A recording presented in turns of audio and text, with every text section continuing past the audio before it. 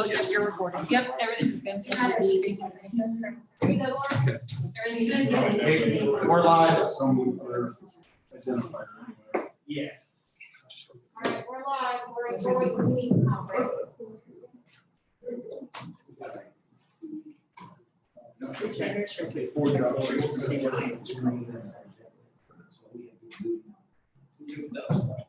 Well, Laura, are you gonna go or no? I'm fine. You are? Oh, okay. All right, we'll go ahead and call to order the July 27th, Princeton School Board of Education regular meeting. We can go ahead and call the roll. Mr. Fleming? Here. Mr. Nibbler? Present. Mrs. Riley? Here, Mr. Sizemore? Here. Mrs. Walker? And if you can join me in the pledge of allegiance. Allegiance to the flag of the United States of America and to the republic for which it stands, one nation, under God, indivisible, with liberty and justice for all. All right, first up, we have adoption of the agenda. Is there any additions or deletions? All right, Chair will entertain a motion.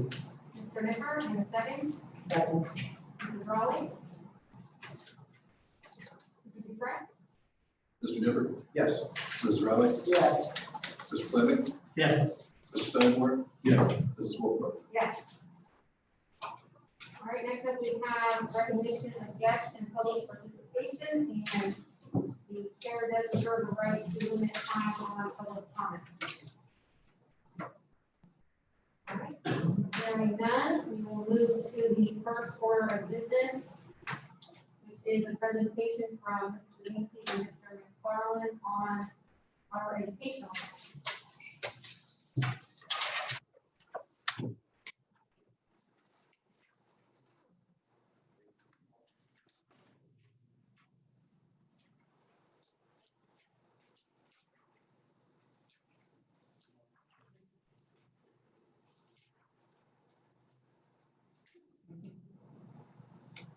thank you.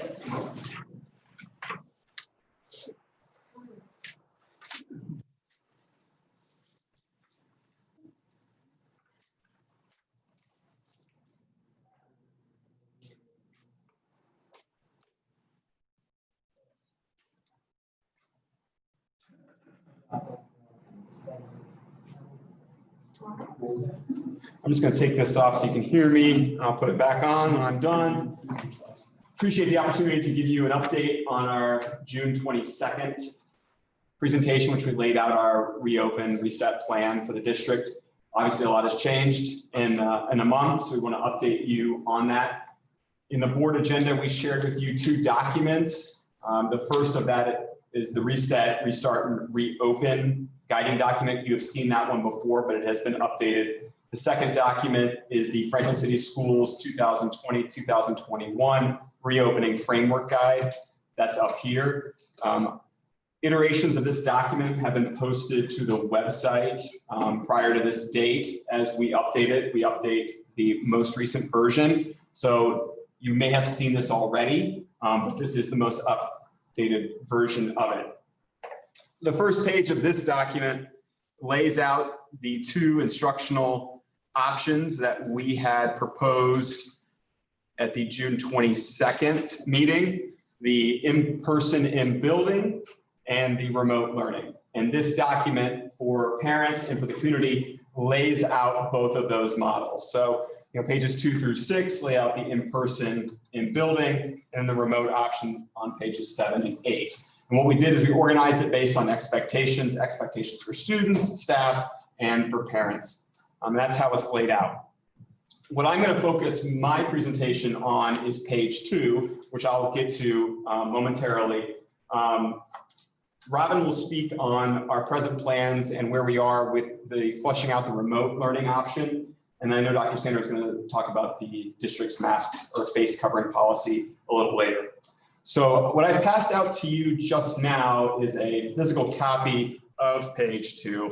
On page 1, real quick, we do have a proposed change in our start date to the 24th, which we'll explain later. But I do want to talk about page 2 right now. So page 2 aligns with the emergency alert levels that the governor had unveiled about a month ago in terms of color coding, yellow and orange, red and purple. So as you move down this framework, obviously the safeguards increase. Levels 1 and 2 really are fleshed out in the rest of this document. That is that in-person, in-building framework. And that's basically what the original presentation. Correct. Yes, a lot of we've made some minor changes based on the guidelines that have come out, but by and large, that's what you've already seen. So for the in-person and building, schools are opened with, of course, heightened safety measures, recommended face coverings, enhanced cleaning procedures, and social distancing where possible. Students and families have the choice, as we've talked about, of attending school, or they may choose to participate in the remote learning option. They have until the 31st to indicate whether or not they want to go with the remote learning. Spacing within classrooms and other areas will be maximized to the greatest extent possible. So I know Rodney's already been out in buildings visiting with teachers to try to look at different classrooms and see how that can be done. And part of that is removing some excess furniture to maximize space and distance between students. Face coverings are required on school transportation during arrival and dismissal at buildings, and in certain situations where 6 feet of distance cannot be guaranteed between peers and staff. And during the lunch or in the lunch line. Also, we have restrictions on the number of visitors that can come into buildings, field trips, and recesses. Like I said, that is something we've already talked about a lot. That's levels 1 and 2, that yellow, orange. Obviously, right now, Warren County is in orange. So if we have to move to red, that's the next framework here. So, And just so you know, whenever you change a level, you've got to be in that level for 2 weeks. At least, because what happens is before we move up to red, we would have to have 5 or 6 of the indicators met for 2 straight weeks before they would bump us up. Likewise, once we're there, we would have to have 2 straight weeks of less than 5 indicators being met. There's 7 total, less than 5 being met before they would move us back down to orange. And then just so you know, level 4 is when all 7 indicators are met for 2 weeks in a row. I just wanted to clarify that when it's changed, you can expect to be there at least 2 weeks.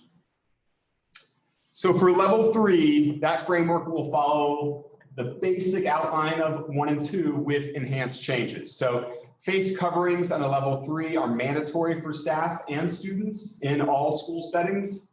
Face covering breaks will be planned throughout the day as age appropriate and as individual circumstances dictate. So, we have some classrooms that may need more frequent breaks than others due to the needs of the students. So that'll be planned out there. Social distancing will be enforced throughout the school day in all school settings to the greatest extent possible.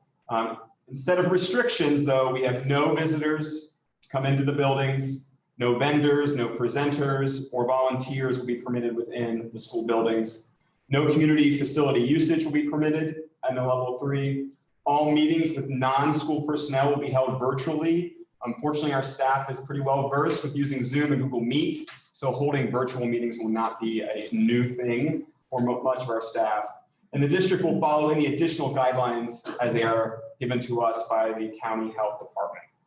So that's level 3. So the big takeaway there is we will still be having school. So we'll still be offering that in-person, in-building instruction, 5 days. Okay. Level 4. So this is the highest level the state has deemed in terms of safety. So in that situation, schools will be closed to most students. So we'll shift from closing. We will no longer offer the in-person in-building for the vast majority of our students. We will shift to a distance learning model. All instruction except for the multidisability or tier 3 classrooms will move to distance learning. Those tier 3 classrooms will still provide in-person and in-building instruction. And there's a very specific reason for that.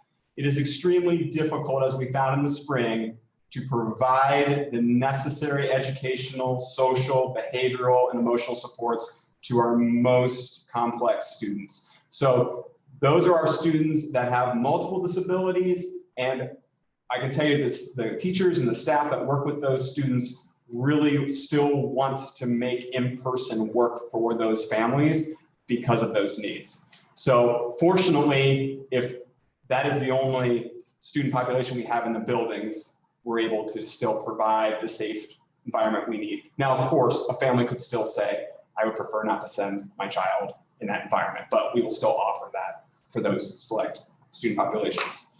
Distance learning instruction will be delivered by Franklin City School teachers working within the district. So the distance learning, just to clarify, is different than the remote instruction. The remote instruction is what families are opting for by July 31st and signing up basically for at least a semester. Distance learning is if we have to close for a short period of time or within 14 days, the normal teaching instructional staff will be providing that instruction through distance means. So an LMS, Google Classroom, for example. So the teachers will be the same as the students have had even in person in building. We're just shifting our instruction to a distance learning model. There'll be no extracurricular activities. Student attendance protocols, I know the state is still fleshing out guidelines on how that would look in terms of student attendance and how to code that. I know we will simply follow what the state gives us in terms of those guidelines. And of course, we will follow any additional guidelines from the health department. So that would be that level purple. Before I turn it over to Robin, are there any questions related to anything I just went over? I have a question. Sorry. No, you're good. So on level 1 and 2, the restricted visitors, field trip recesses, do we need to have any visitors? I mean, if this, I'm just asking a question. Sure. But I mean, what types of visitor will we need? So sure. So here's what I'm envisioning. So just on a, and this is maybe a selfish perspective. So say we have an IEP meeting, a parent really wants to come in and physically be in the meeting. That would be an example where I would say we would allow them to come in. Now, they're coming into the building, they have to have a face covering. They would have actually their temperature checked. So they have a slightly different protocol than what our student population is following when they enter a building. So we would still have those enhanced safety measures, but that's a situation where I could still see having a visitor. Okay, I was thinking more of like volunteers, I guess. Oh, no. Okay. I think what we're envisioning is having it restricted, but for example, a parent meeting. Whereas if we were at a level red, what we would offer the parents, if we could, and honestly, most of our parents are now used to remote learning and remote virtual meetings. So I think that would be. And they may choose that, if you're in level 2, they may choose remote IEP meeting. No, that makes sense. I was thinking volunteers, but that makes sense. Honestly, I can even see it. Even if there really wasn't a level, I think some of our parents found out, oh, well, I don't have to take an hour and a half off of work. I can just take, a half hour and still be involved in the meeting and not have to have travel time. So. Yeah.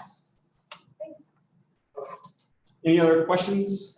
At the end of the last school year, when we were doing the distance learning model, it was really a struggle to keep the rigor up. And if we're in an extended period where our kids have to go into distance learning, how do we keep the rigor high so that they're somewhat at parity with the remote learning group? Sure, and honestly, when we talk about our proposal to move back the start date to the 24th, part of that is to have some dedicated time for basically both PD, but also reinforcing and give teachers some time, because really what them to be able to do is transition their instruction, which I firmly believe means they need to be using those tools even when they're in person in building. So students get used to accessing Google Classroom, for example, accessing a video, those kind of things. So the process is a little seamless. And honestly, we won't be doing this on the fly either. That we'll have more embedded expectations as to what this is going to look like. And one on the expectations is we talked about that what happened in spring, because really the academic part was kind of like the least we were worried about because we didn't know how bad the pandemic was. We were concerned about people and so forth. Basically, the expectations would be that half the day would be synchronous learning. So that the teacher will be leading the class, say for an hour block of time, and then they'll be given some assignments that the student can do for the next hour of activity. And they can do that. They'll be available for questions if there's an email for a question, or if somebody needs them to, and they can get back on and help that. But they would have a 1 hour of like a class time presentation like they would in class. Then independent work, tutoring is necessary and so forth, come back on for another hour and give some more. So you're thinking like an hour of ELA, and then an hour some time to do some independent work, tutoring, then an hour of math with some time to do some work. And then when you're in grades 4 and up, one day could be social studies, the next day would be science for that third hour and cover that. If you're K-3, it's strictly ELA and math to cover that aspect of it. So that's what we're looking at, because it seemed like in the original part, the teaching fell into the parents. We want the teaching to stay on the teacher and to present that material. Also, it's not going to be a pass-fail type of thing. It's going to be graded. It's, some support given back sometimes. A paper's not good. Here's some recommendations. Go back and take these recommendations, rewrite it. We talked about like at the high school level, to make it more of a, on first day would be odd number classes. So you'd have a first grade class, normal time, teacher teaching. Second period be off. Third, they can do some homework then if they want. Then you have your third period off, fifth, and so forth. Next day would be even number of classes. So it'd be more like a block type of scale. Because you don't want someone on the computer 6 hours in a row. You give straight instruction and give them time to do some work or whatever, and then come back and, a class period later. If there's any bright side to everything going on, since this has been national, there's been a lot of best practices that have been discovered after going through this nationally for, a semester. So definitely, you don't want to have kids on them 6.5 hours, that it's easier if you block it off, have them half courses out. Well, so is there a screening plan or a self-assessment plan for students and staff? I think this would be a good segue for you to talk about remote versus distance learning. Would that be okay? I'm sorry? I said, I think this would be a good segue for me to talk about the remote versus distance learning, the second part that we were going to talk about, if that's okay. So your question was about self-assessment as far as assessing where the student comes in with their learning. Is that what you were referring to? So I'm going to answer that question. Can I step back one more step though prior to that? We are going to do the NWA MAP assessment for the face-to-face students. Oh, no, that's not what I mean. Okay. I mean health screening. Is there any self-assessment health? Oh, it's For health each screening. building, for staff, for Yes. students, or is there, I have to take my temperature at work. Right. So, and if so, who's monitoring that? And who's gonna make sure that happens? The health aides at each building have been tasked with making sure that they take the temperature of every staff member first thing in the morning before students arrive. Okay. Our initial plan has not changed when you see the documents posted with the other Warren County schools and the Warren County Health Department, where the parents are to monitor their child's temperature before sending them to school. With that said, though, if a teacher does, see any kind of indication that they are concerned, they would send that school or that student to the clinic.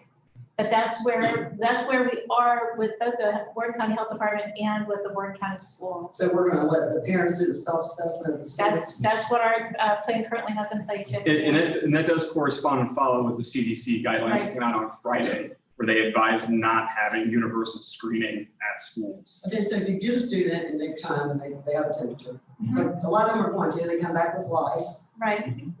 they come back not well all the time, so Right. they're gonna come with a temperature.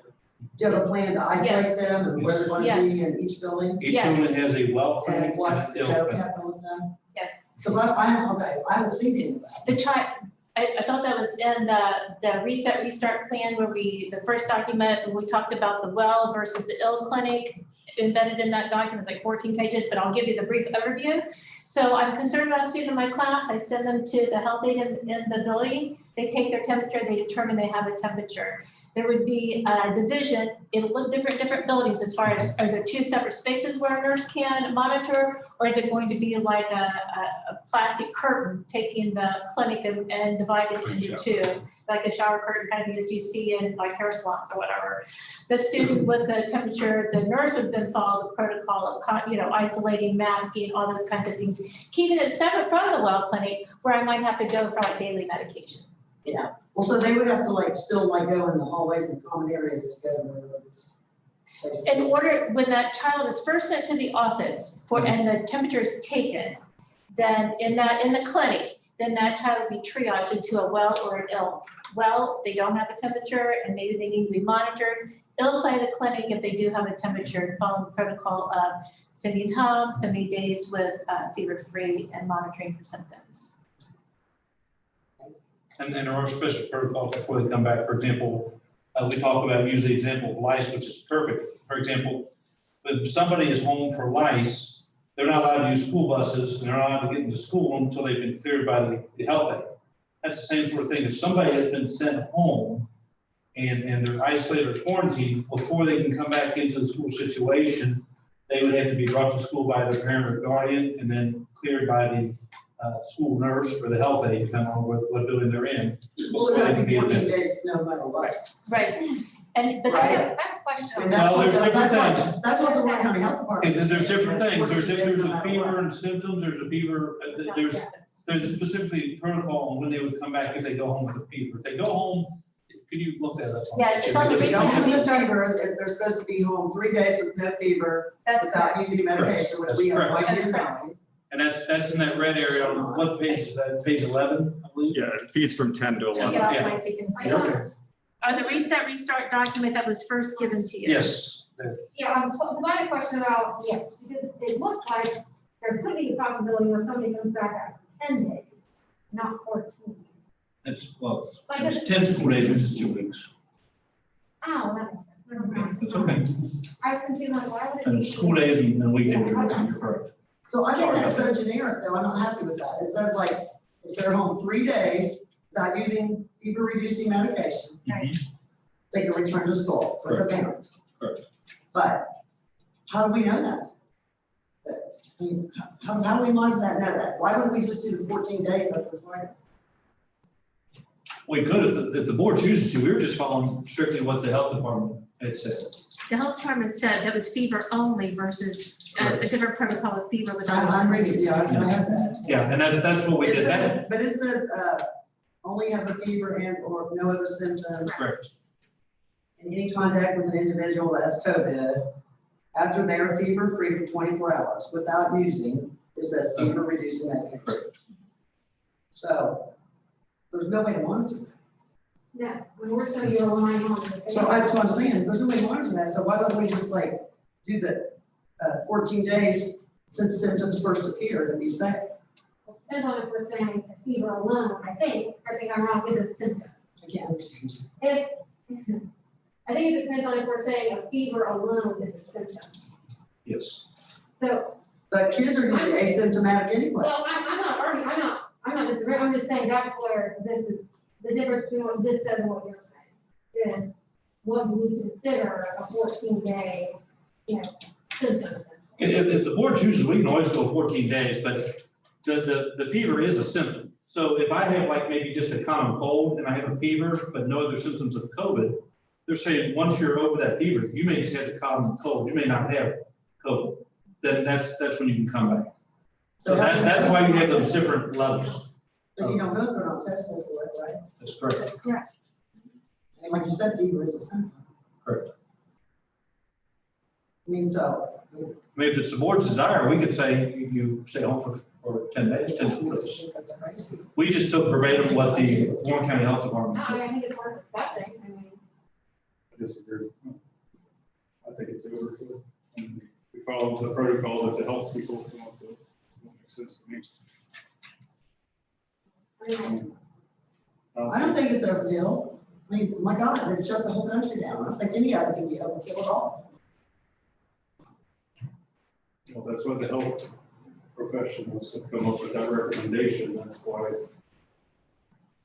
they've said the 3 days for some things. Without fever reducing medications. Right, but then you're adding to it that you don't trust people to not just send their kids. That's hard for us to manage. Well, we're leaving it to district policies. We're leaving, it's up to us. So, it's up to routine district policies.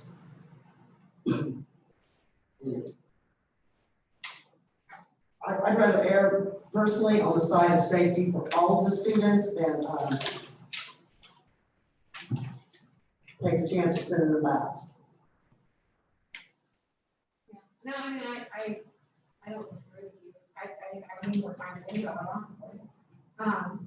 Because, you know, the fact is that sometimes those guidelines are just being wrong. And they change. So I get where Lori's coming from. So I think for now, I mean, if we table this and get through the presentation and then. You have to decide it, but policy now is 3 days. I know, but there's a lot, I'm saying there's a lot of information to get through. I can't understand you, I'm sorry, I can't. Oh, I said there's a lot of information to get through, and I'm gonna have, I mean, I personally have a lot of questions. I'm wondering if we can get through the presentation, get to questions, and then get to that. So you're saying if a child has a fever, they should be quarantined for 14 days? If they're not tested, yes, I am. So, and the board says 3 days. That's the only symptom, correct? That's what the recommendation is based on CDC guidelines, correct? Yeah, we're talking about a non-confirmed case, fever being the symptom. And has not been in contact with a confirmed case. Because once they've come in contact. Non-confirmed, then they can come back.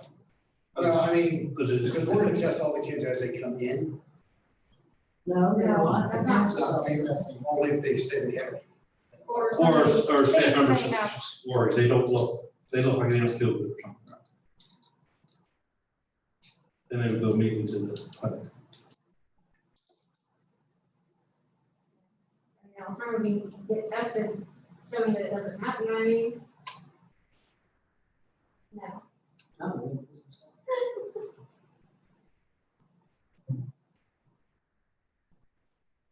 I don't know.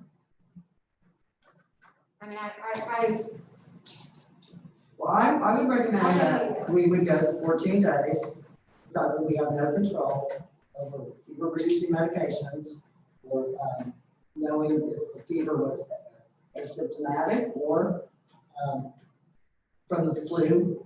I mean, they could have a doctor's excuse that said they have the flu and come back after 3 days of no fever. If they have the flu, they're gonna be sick, 3 or 4 days anyway, and then they have to go 3 days after that. You're right at 6 to 7 days. We're only talking 7 additional days for safeguard reasons. If it's a week. Are there any other districts that are going above and beyond the health department's recommendations or suggestions? Not that I'm aware of, I can check. We have our weekly meeting with the Warren County, I can check on Wednesday with that. Because we're gonna meet this Wednesday with different scenarios, we're gonna tabletop exercises.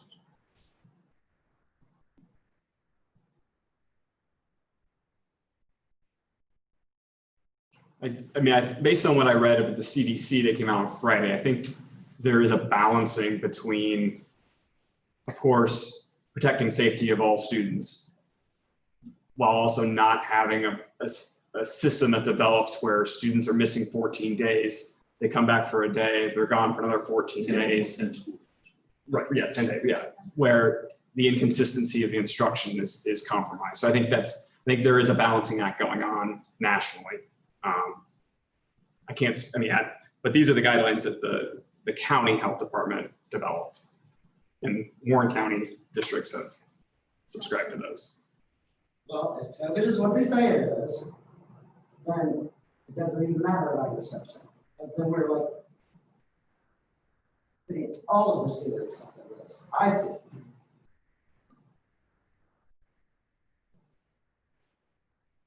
And exposure, just, because when they come back,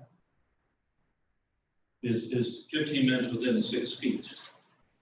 15 minutes straight for 6 feet. So like passing in a hallway would not put somebody at risk because you're just passing in the hallway. You know, if you're in your group, you know, the teacher, like I said, the teacher should, any staff member should really never have to worry about exposure, because if I'm doing small group instruction, like at a, you know, the elementary tables, I'm sitting here, I got the little small table and they do small group.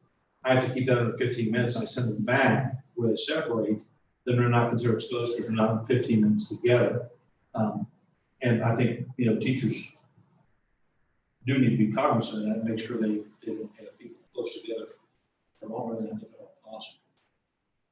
I do know that we do, if somebody shows up, we do tracing, and we will be working with the health department to say, these are the students you need to contact, that they were within 15 minutes, they were within 6 feet for 15 minutes, at least on that. So for example, if we were in this room now and Andy, we find out Andy tested positive, the only people we'd have to worry about is anybody within 6 feet of Andy at this particular time, because it's been longer than 15 minutes.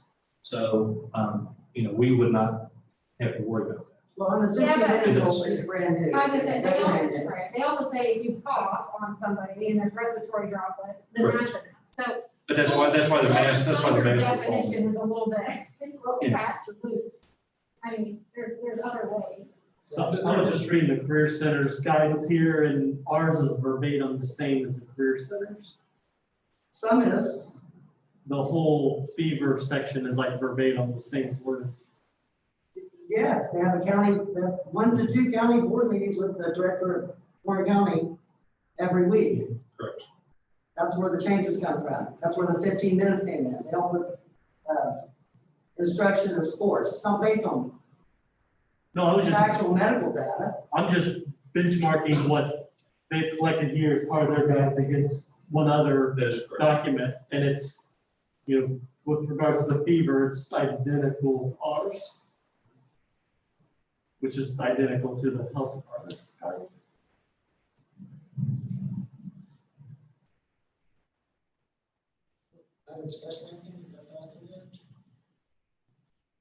We'll do whatever the doctor's with it. And I'm just saying, I'm not I know, but I'm just feeling saying, any we're- support here. no, Lori, I see what you're saying, and I don't know about a 2-week quarantine, at the same time, I can't sit here and say, yes, that is exactly what we should do, I don't know. You know, we're getting the guidelines that say, okay, well, the 3 days are okay. I don't either, so why not err on the understand. side of All right. safety? So that's what I mean. Why not err on the side of I'm just safety? trying to process, I mean, I might agree with you. What's wrong with the doctor's appointment? Or what's wrong with the COVID test? We can't force people to get tested. So if a doctor says, no, this person has, you know, the flu or something else, but the practicality of that, I presume the doctor's not going to be able to say, oh, it's this, not that, unless there's a test. So. because you have to do for the flu, you do the same sort of test. Right. Stick a piece of cotton on the end of the stick up your nose.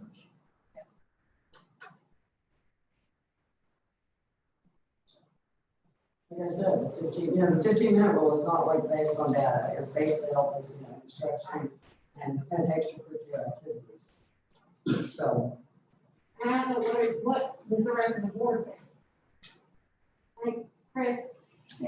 Right, you're fine with that. I'm fine with the policy. It's consistent with the health department's guidance, and that's the best we got to go on. Rob, you have anything on? I'm on both. I mean, Yeah. I understand that's, but our policy is more similar to what, if we have to test every morning when they come in and take their temperature. If you have a temperature, you have to immediately go home. You have to get tested before you return. If your doctor doesn't want to test you, then you can self-quarantine for example. But we're not testing everybody. And then the problem you run into if you're sitting in a hot car, you're out in the hot sun, you get tested, you're gonna be hot. I mean, and that's why there's a lot of other variables that go into it that could make you test high. And you're really not, so it's. So I'm kind of torn between two, I see both sides. Right. Well, I mean, The board does have luxury of time. I was just gonna say, I don't think it's something we have to decide tonight, I'll be back. I don't think we need to. I think something. Right, because there could be some additional information that comes out between now and, and that's just. Well, that's why we, literally the last bullet on our founding That's- principle, that's our kind of- guiding principles that's is a minor- flexibility and the need to adapt to changing circumstances, as we've seen in the last 30 days. And that Things are means changing. we have to tweak, we have to tweak it between now and the final thing, we have time before August. But I, That's not gonna affect the kids coming back and how we roll everything out. So it's I'm fine, affect- listen, I'm fine with whatever decision.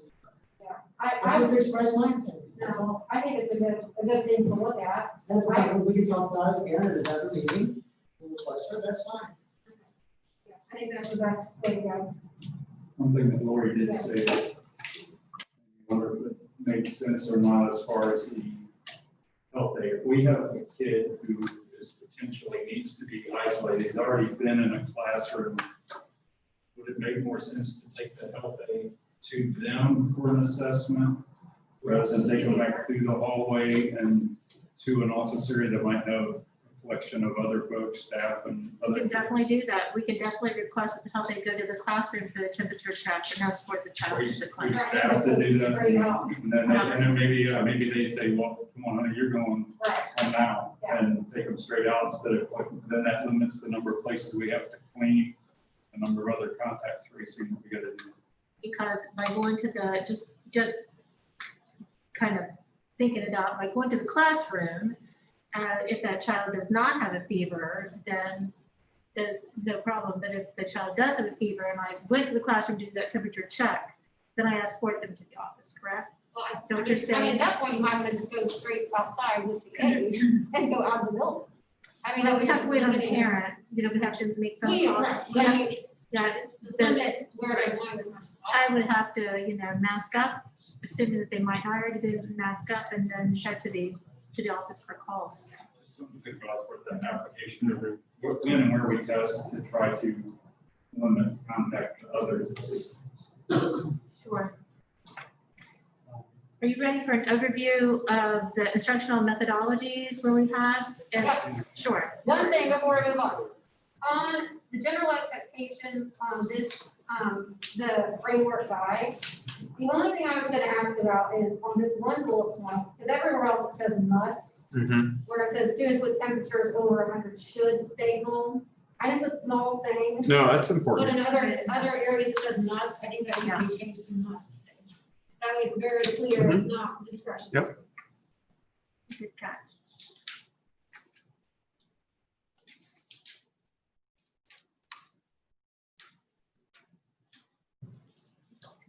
Because it says it like everywhere else, that's just that one. Okay, that's all. Okay. Mr. McFarland has already briefly given you an overview of what the remote learning options could look like. To distinguish between the two options, we're moving forward calling the parent-chosen version as of date. We'll call it remote learning. And then if we would have to go based on the governor, based on how the county might turn to a different color, we're going to be calling that distance purple. We're going to be adding that word purple, so there's no confusion between the two. The last time we met and we talked about remote learning, I put out the remote learning guidelines. Most of those are still in place. However, a week ago today, I think that was July the 19th, if my math is quite quickly incorrect, the number had went up. And I think it had to do with a lot of factors, but the number had went up on the numbers of students and families choosing remote learning. As of today, that number is such that I can no longer afford to accommodate those people using Edmonton and options that I had alluded to in the first document. I had said that the district would consider, and I made sure that I had the word consider in there. That because if you recall, I don't know at that time, but that option was a teacher in the cloud. It was $250 per student times 5 months. That's what a semester was, and it's very rigorous. There's two things that's wrong with that. Since that time, I've learned that a teacher in the cloud would not be appropriate given our FEA negotiated agreement. Okay, because we would be sending out work to a third party that a teacher within our district could do. And then the second option, or the second problem being that it's just cost prohibitive. So, got a plan. I was at a meeting today, Little Miami, Lebanon, and they were there as well. I can tell you that they're going with VLA, which is. Haynes and Williams, both Thank you. also. We go with Virtual Learning Academy. Virtual Learning Academy is a digital learning platform, but our teachers can manage it. What I'm saying is our teachers would not be lesson planning for all these different preps, all the different grade levels. There'd be one thread. It consists of 38 units per course, but our locally designated Franklin City School teachers would be the ones conducting the live Zoom meetings with the students, monitoring their progress through that, and also grading their work. That is more affordable, and it also puts our teachers back to working with our remote learning students. Again, that would not cause an issue with the negotiated agreement for the Franklin, the FEA, but it does cause an issue with, as of right now, right, check before I came to this meeting. I'm not talking about families, I'm talking about the insides of students. 5% of our student population is currently signed up for remote learning. Okay, that's not 5% of our families, 5% of our students, okay? So that tells me that it's gonna change between now and Friday, I know, but it's very difficult to plan for 95% of our students to be face-to-face with our teacher size and and also provide dedicated people to manage and monitor and instruct on the remote learning. So what we are taking a look at is we're trying to marry those teachers that have health considerations themselves. I reached out to one today that is highly interested in managing students versus maybe some of the other options available to And them. I do want to say this would not be synchronous learning. This would be more, the student would be on for closer to 5 hours Well, on the the computer because it is a true computer-based curriculum. synchronous and asynchronous combined would be the 5 hours, because with the remote, where the parents are choosing, K3, the students would get the ELA in math, like Mr. McFarland alluded to. 4-H would get ELA, math, science, social studies. And then 9 through 12, they would be earning initial credit. The 9 through 12 would stay with courseware. Courseware is Edmonton. That's the vendor. That's what we are going with the high school for credit recovery. But this would be initial credit. So the initial credit would also be monitored by, we have to have a teacher from our social studies, our science, our math, and our ELA that's certified to award initial credit. Because I actually ran the schedules for the students as of the other day. Now again, I'm sure there have been more since I ran schedules. But with 18 students in grades 9 through 12, they constitute 7 different math classes. They constitute 7 different science classes. And they constitute a variety of ELA classes as well. So you have to have somebody who has an integrated license, who may be in the social studies world, maybe can award credit to psychology if we're going to make sure that child gets psychology. Both in the K-8 world with VLA and then the 9-12 with the courseware, they are both aligned to the Ohio Learning Standards. And so we are, and that would take, I'm not going to kid you, that would take administrative transfers. It would take a realignment of schedules, both at the high school level and at the junior high level and at elementary levels as well. Because otherwise, we cannot afford to hire teachers to manage this. And again, when you have 95% of your population arriving face-to-face, how do you do both? In terms of manufacturing, you can't pull a double. So what we're looking. Most above the 58 students that we had previously from online. I'm sorry. Have we rose above the 58? So 5%. I've got 150. I've got 153 students So you got tonight. 153. Yes, ma'am. Last I week have. we only had 58. I do. I have 10 kindergartners. I have 58 students in grades 1 through 6. I have 18 students in Did you say grades that? 7 and 8. Yes, ma'am? Could you want me to repeat? The That's- breakdown see of the the numbers? numbers. Did you say Absolutely. that? Thank you. Absolutely, I'll we try can to do catch that. up now that you send it to me. Absolutely. And then the other thing I was going to ask is, if you did a great job on this, I don't know how you're going to do that. Okay. Well, it's going to take a lot of patching. I'm just going to put it that way, to stretch our people and to increase numbers in other class sizes.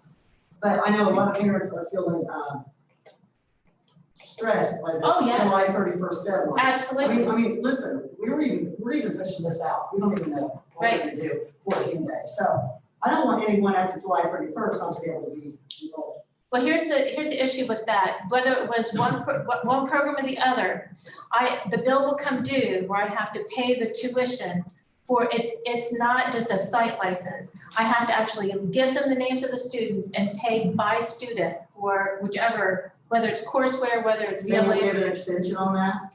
They do not get an extension on that, but what you can do, you can enroll late, but that would be at another, it would, another bill for $150 a kid is what it would be. Yeah. You know. Another bill. Yeah, it's A lot another of, bill. that's changing within a 2-week period of time. This is for the 31st, we're not going to the 17th.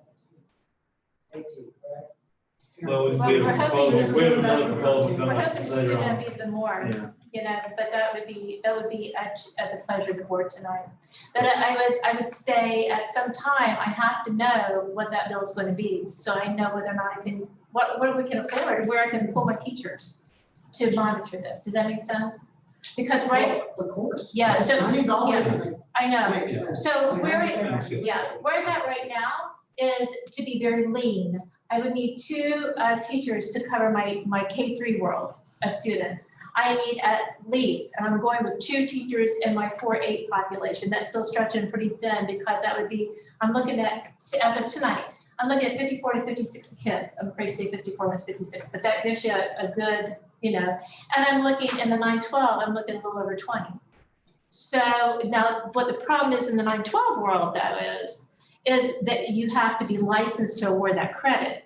So that's where it's gonna look teacher-student heavy. See what I mean? Where at the other ends, it's gonna look like I'm heavy on personnel and light on students because I'm having to award additional credit. But the others can take more, we can clump them together more. Does that make sense? I feel like the ones that are like onshore are the ones that are, thinkers, that are, they're the ones that are gonna pay for it anyway if they have to. If they can't. Oh, you mean that they were gonna go They're on gonna do to different, yeah, do their own homeschooling with virtual learning? yeah. So, I don't have the answers. I don't either. I don't either, I Mrs. just feel Rowley. like we need to give every opportunity that we can for these parents to make this decision.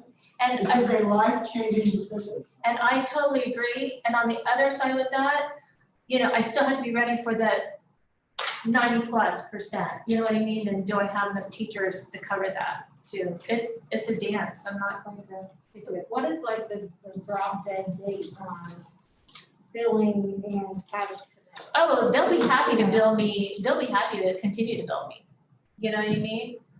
But again, for example, going with July 31st, I realized as July 19th that we could not go with the adoptions plan. And what we're planning on is the information we're given. We've already got a scheduled meeting with FEA members and principals on August 4th. We're gonna have principals stay after that to start working on the scheduling of students for the VLA, the remote learning. Because what's gonna happen is principals will have to redo their master schedules because we're pulling teachers from different classes, from different buildings to maintain that, because teachers won't do both. They'll either do the in-person or the purple remote if we do it that way, or they'll be doing strictly the 100% remote learning for the semester.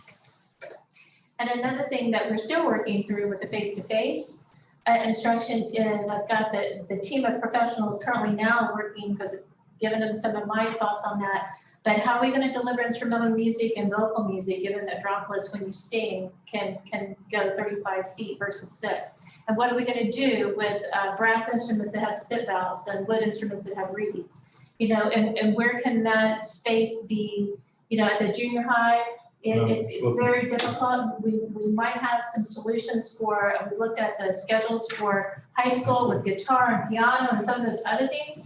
But when it comes to singing, when it comes to concert band, we still have that kettle of fish that we're trying to iron out between now and next week. What are those courses going to look like? Because They may look more like, instead of a performance-based, since OMEA has already canceled performances, those classes may look more like a theory, like an appreciation, like a music and culture, versus droplets at 35 feet. Yeah, how would you possibly have a traditional? Well, we talked about, for example, depend on the number, like for a chorus class, you reverse it where the teacher's on the stage and the members singing are in those seats. In the high school Standing auditorium. there, spread So apart. is the concern, what I'm hearing is the concern is paying for it, for some people. Right. For the $150. And Like, personnel. is the concern personnel, like Oh, increase in absolutely. personnel? Yes. Absolutely. An increase in personnel. It's not an increase in personnel, Well, it's reallocation of the personnel. Yeah, but we have a contract that says 25, they have a capacity for classroom. No, So, we do not. it Works or We anything do like that. we do not have a max, Because if class that's size. the case, we need to start cuts straight away. If we're 100% remote, but and we would have to, not only just FEA members, but OPSI members. I'll be honest with you, if we go purple, we're gonna have to look at some cuts. I'm just being, that's purple, that's worst case scenario, hopefully we don't ever get there. But Well, I with- mean, But when we it can be comes, proactive, we don't have to be purple. but when it comes to the other, it's how we. If we're concerned about personnel and the cost of the $150 bill right now, We're looking that's a at, problem. we're looking at the reallocation of how current staff, what Mrs. Deasy's talking about is, we don't have the luxury to hire additional staff to teach remote classes and keep the schedule as is. So that's why I'm saying, after we get those numbers in, we have to find out how many numbers are gonna be 100% remote for the first semester. Then we're going to see how many teachers we gotta pull from the face-to-face classroom to handle those students. And then the principals will have to reschedule the students they have in their building, redo their schedule so that they can absorb when a teacher's missing. For example, if we take a social studies teacher from the high school to teach the social studies from, say, grade 7 to 12, then she will have to, and Mrs. Burfield will have to redo their schedule to absorb the kids that were in that teacher's classes to go wherever they come from. That's what I'm saying, is there will be, current staff will be teaching that, but the principals in each of the buildings, and there will be some at the elementaries as well, will have to reschedule their kids. But we only have so many social studies teachers, we only have so many hours a day. So at the high school, it wouldn't have to be pulling them for all day. I'm just thinking out loud here, like, I look at some of our electives that we don't need. I could take that off the board and give that teacher a period of teaching virtual. So those I worry 20 about that. That's not gonna cover it, Yeah. that's not gonna cover it. Yeah. What about the state of pulling a teacher and splitting those kids up? I mean, how in the world do we possibly add to what we currently have? Well, if you're taking 25 kids out of the high school, you're taking a classroom out in this session. So if I'm taking social studies, that's a social studies classroom, you still have basically the same number on all the other. But how do where do those kids go? You know what I mean? Like, I thought you said. Well, You don't basically have the same number. So let's say you have 5 social studies teachers. Yeah. If I take 25 out of the high school and take a teacher, then they have to go in those other classes, because each teacher has, the 150 kids. yeah. That's not how it works. There's no way that. But what happens on the remote side, That's This is the the parent- proposal we're working on. parent chosen remote side is for those students, well, let's talk at elementary instead of all the different, elementary, we have grades 4, 5, 6, 7, and 8. Okay, that I'm looking at to chunk versus 9 through 12 that's going to need additional credit, okay? So I look at that chunk and I'm talking about 2 teachers, I'm thinking that 50-some students, let's say 60 right now, 2 teachers. One teacher would be working on the ELA and social studies, one would be working on the math and the science. But they're still gonna have scaffold that parent chosen remote learning so that while the kids are working through the units on the digital platform, the teacher is checking in them daily with a live ELA lesson and a live math lesson. It may not be 60 minutes, it might be 30 minutes, but there has to be some level of instruction and monitoring when we turn the kids loose on working on their work virtually. So that is, again, how would I connect those kids? Well, for me, former math teacher, what I take a look at is my standards, which is what we have to do when these people come in. Can I lump my 7th and 8th graders together and teach a 7, 8 math class where I can differentiate with breakout rooms? We've been looking at that kind of thing. Do I need sixth grade to be a standalone? Can I move my fourth and fifth together? So you look at your standards to see how they fall, to see what levels. Back to it, the best way I can describe it is taking a look at a one-room schoolhouse approach only virtually and how many times you need to meet with kids. Because by the time a teacher has about 4 Zooms with tutoring, they've got a full day, and that's math and science in elementary. See what I mean? That's the same thing that holds true at the high school level. For example, I've got everything from algebra to pre-calculus. Can't even deliver college credit class, I'm gonna have to put cameras in those classrooms, because that's a Sinclair syllabus. You know what I mean? So that has to be a live login. The digital learning courseware, it does have AP. It doesn't have AP government, but it has AP history and it has AP geometry and those kinds of things. But as a former math teacher that taught algebra, yeah, I put my algebra and my honors algebra together, and I can differentiate that a little bit. I might be able to, that would be one Zoom, I'm trying to, on the teacher's side. I would need to put my honors and my geometry together, might be able to put a little bit of my algebra 2 in there. I'll just see how many kids I've got that are scheduled for algebra 2.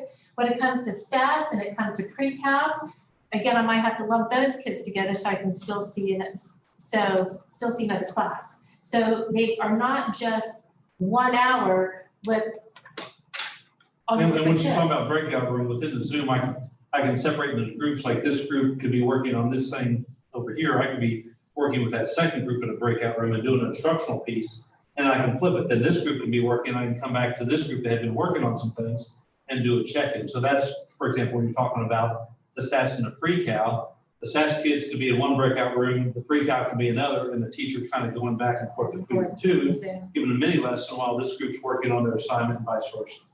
Now, if we go to the distance purple, okay, the state, the county, whatever is causing us to not be able to hold school face-to-face, and Mr. McFarland went through that. Excuse me, then all of our staff now becomes distance learners, and it's not going, or distance facilitators, I'm sorry, and all of our students become distance learners, but then you have the caveat of, you know, where we're at with remote, and I'm choosing remote. One of the things we said was you had to have internet and have access, you know, for this choice where we are right now. But when we go to distance purple, we're back at looking at the 1,044 families and that based on our last survey that doesn't have internet connections. So we still have, you know, what can we do? Can we outfit buses with Wi-Fi, park them at different places? How are we gonna get some, there's gonna be a level of paper pencil, just like it was. But one thing that we do know, it's gonna be a lot more than pushing out one course or one item, one assignment a week. It's going to look more like school, and that may be, the teacher will be balancing both virtual and paper pencil at that time, similar to fourth quarter, but it will be much more than what we had fourth quarter, because the researchers are already saying that we could be 9 to 12 months behind just with being out of quarter. So And we've got that's to keep it up. the slide. Rigor. And then also what will happen, just so you know, if I'm the remote, whatever teacher I have for the remote learning, I'm gonna have the entire semester, because I am saying I'm gonna be there for a semester. You'll have the same teachers. If I'm face-to-face and all of a sudden we go purple, those kids will have the same teachers too. So we're trying to make it as easy as possible on the students so that they can have the consistency of instruction.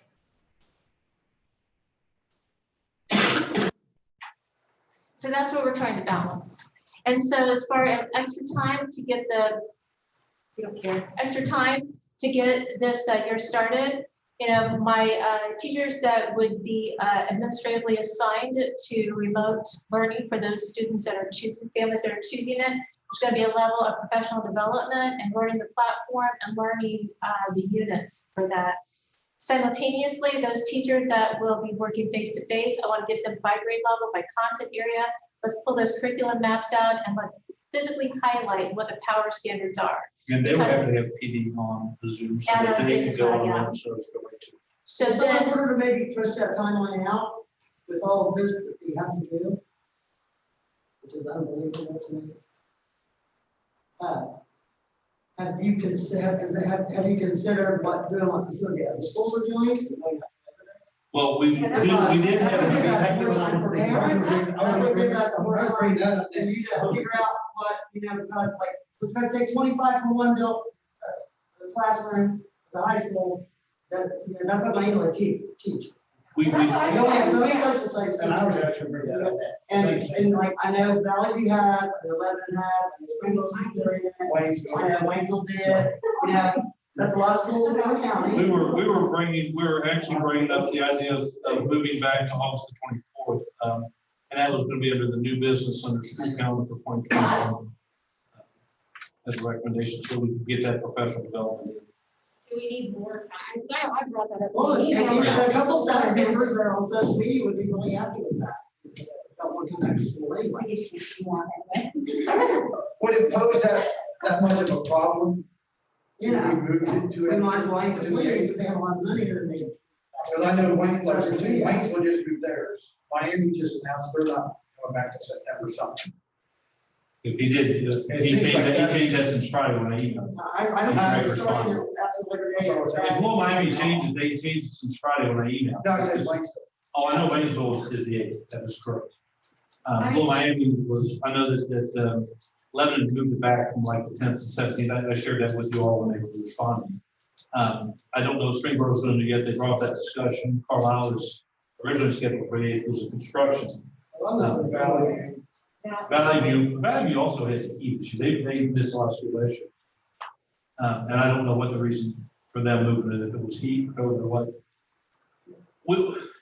I don't really care what the reasons are. I'm trying to get parents and students and staff and Robin and you more time.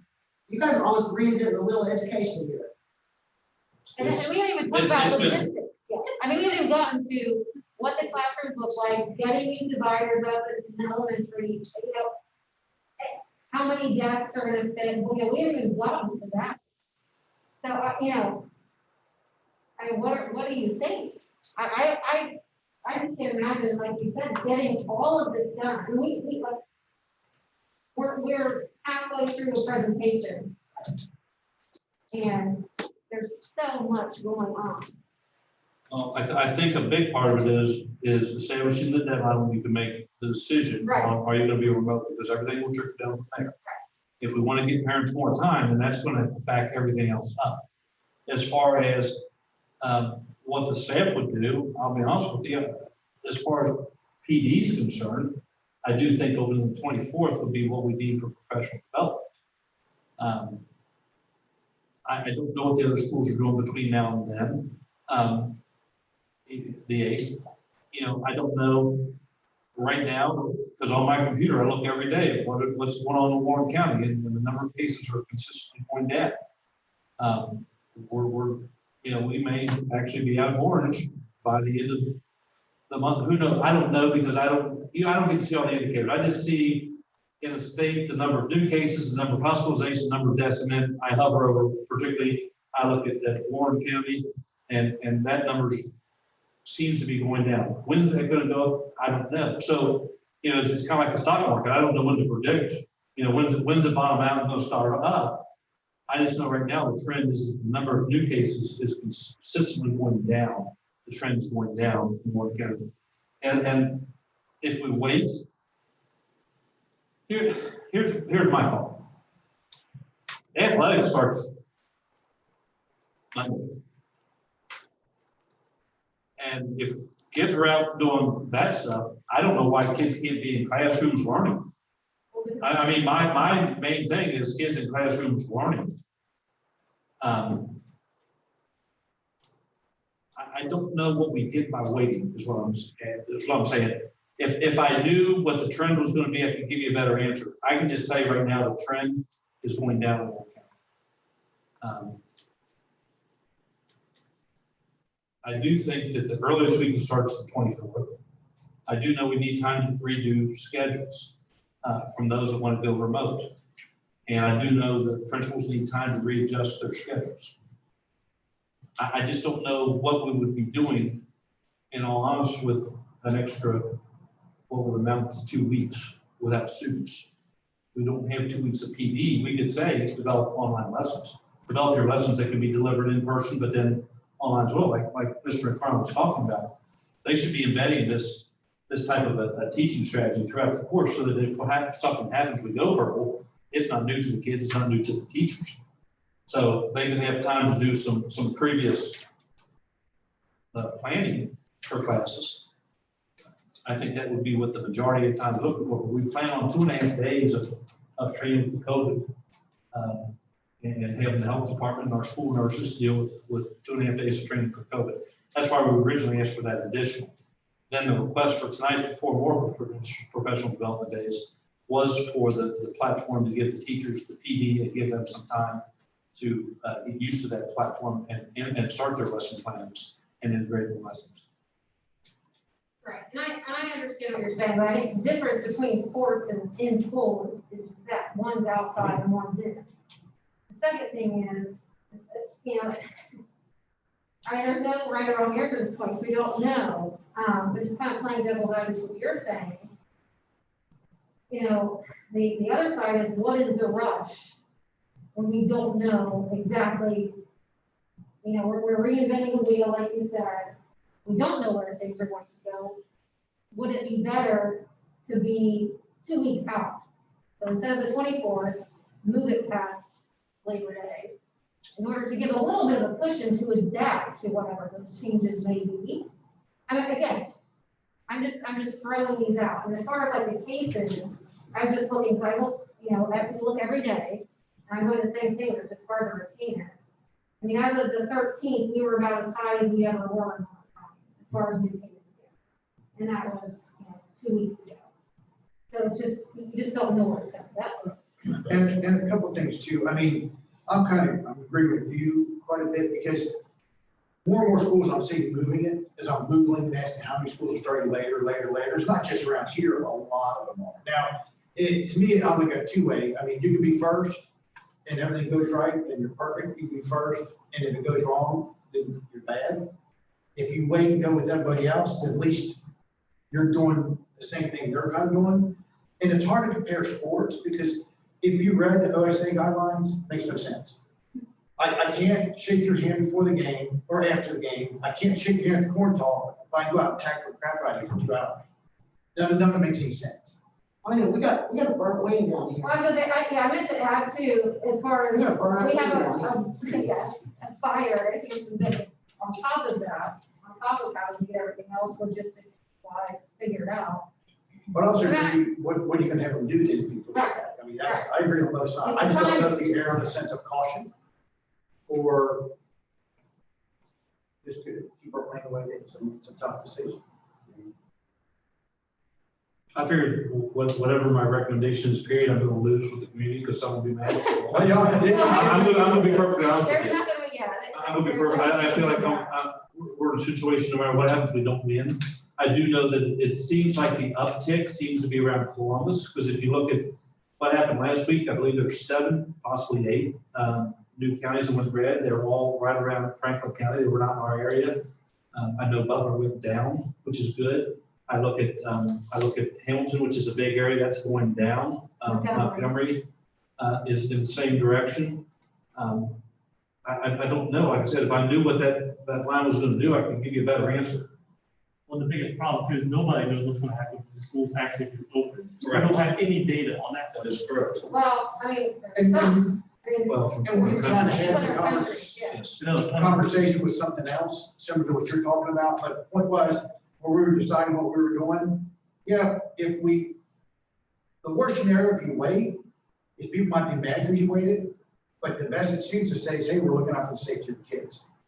The other side has more negative impact. If you go and everything just goes south in a hurry, then they're gonna think you didn't wait, you didn't take your time. You can't win either way, but I think one way is an easier out if people are coming and saying, hey, you weren't cautious enough. But I don't know what's right. I mean. Well, we would need to, if that's the case, I need to take that off, because while we have plenty of hours to not, if we did 4 more professional development days, we wouldn't need to add to the end of the year. But I do believe we would need to add 2 weeks to the end of the school year, which would take us to about the middle of June for school to end. And I can go back and get the calendar, which doesn't really matter, but I would need to make another recommendation that would extend the school year a couple weeks as well. So I think we can only do that once. I think if we, say the 24th and then we push it back again, I just think that, oh, they're never gonna go back to school.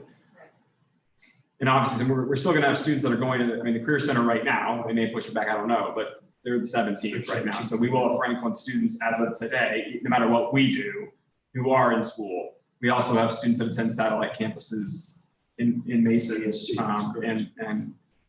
Some in Franklin. the Learning Center too, who they are, as of today, they're still. So we will have some, even if we push ours back, we will have some Franklin students that are in session, and we'll have transportation going, because we'll have some vans that are going. Oh, yeah, no, I just.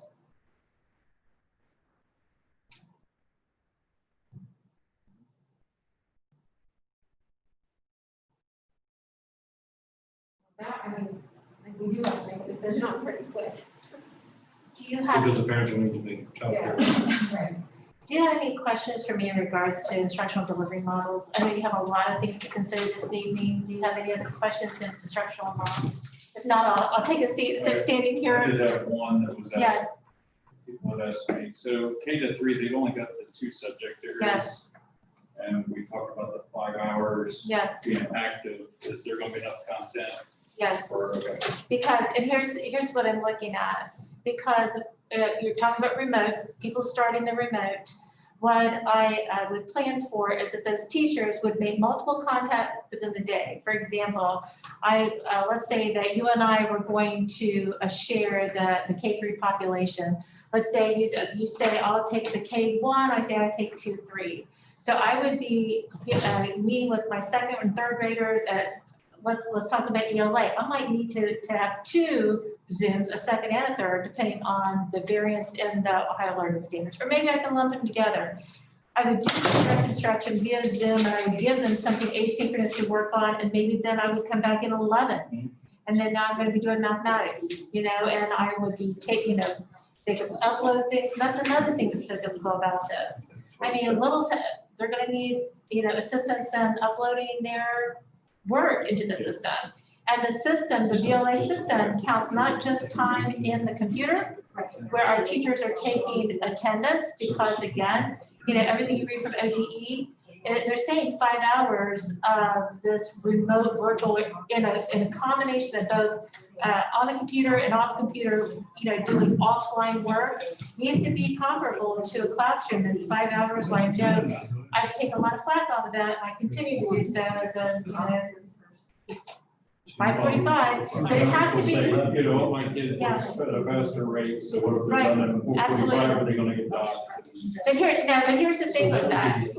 If I assign unit 1 in math and unit 1 in ELA, whatever grade level that may be, when they're finished, they can be finished. But at the same time, I would say there's a level of offline work that would need to be done and uploaded. And as their teacher, I would need to maybe come in at 9 o'clock and 11 o'clock and a 1 o'clock time, to say, okay, where I left, see what you've done, kind of a thing. Instead of having kids sit in front of a computer for 5 hours straight, it's a combo, it's a trade-off.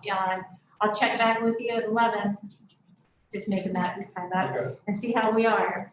Because again, the little, that K-3 band, and So what that would do is, that would make the last day of school on like Friday, June the 11th.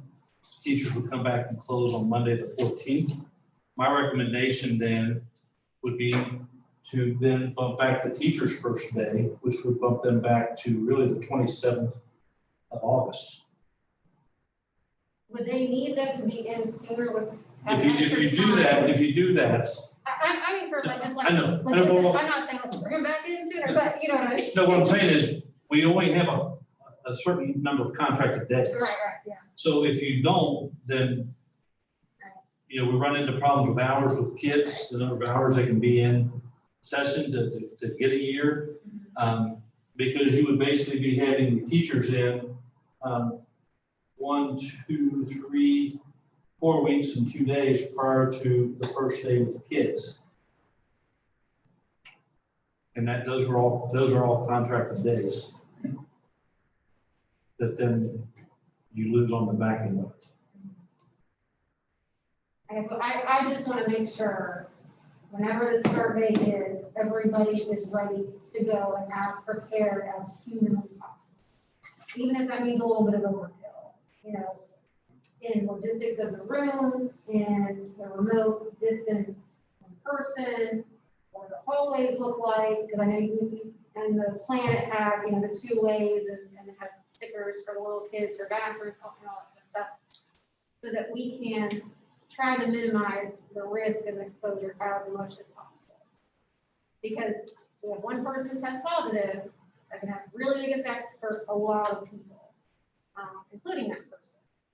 So I don't want to bring this up and throw a huge wrench into what you've already planned, but at the same time, and that's kind of what I'm looking at, is if that extra time will be beneficial. If you don't think it will be, that's a different story.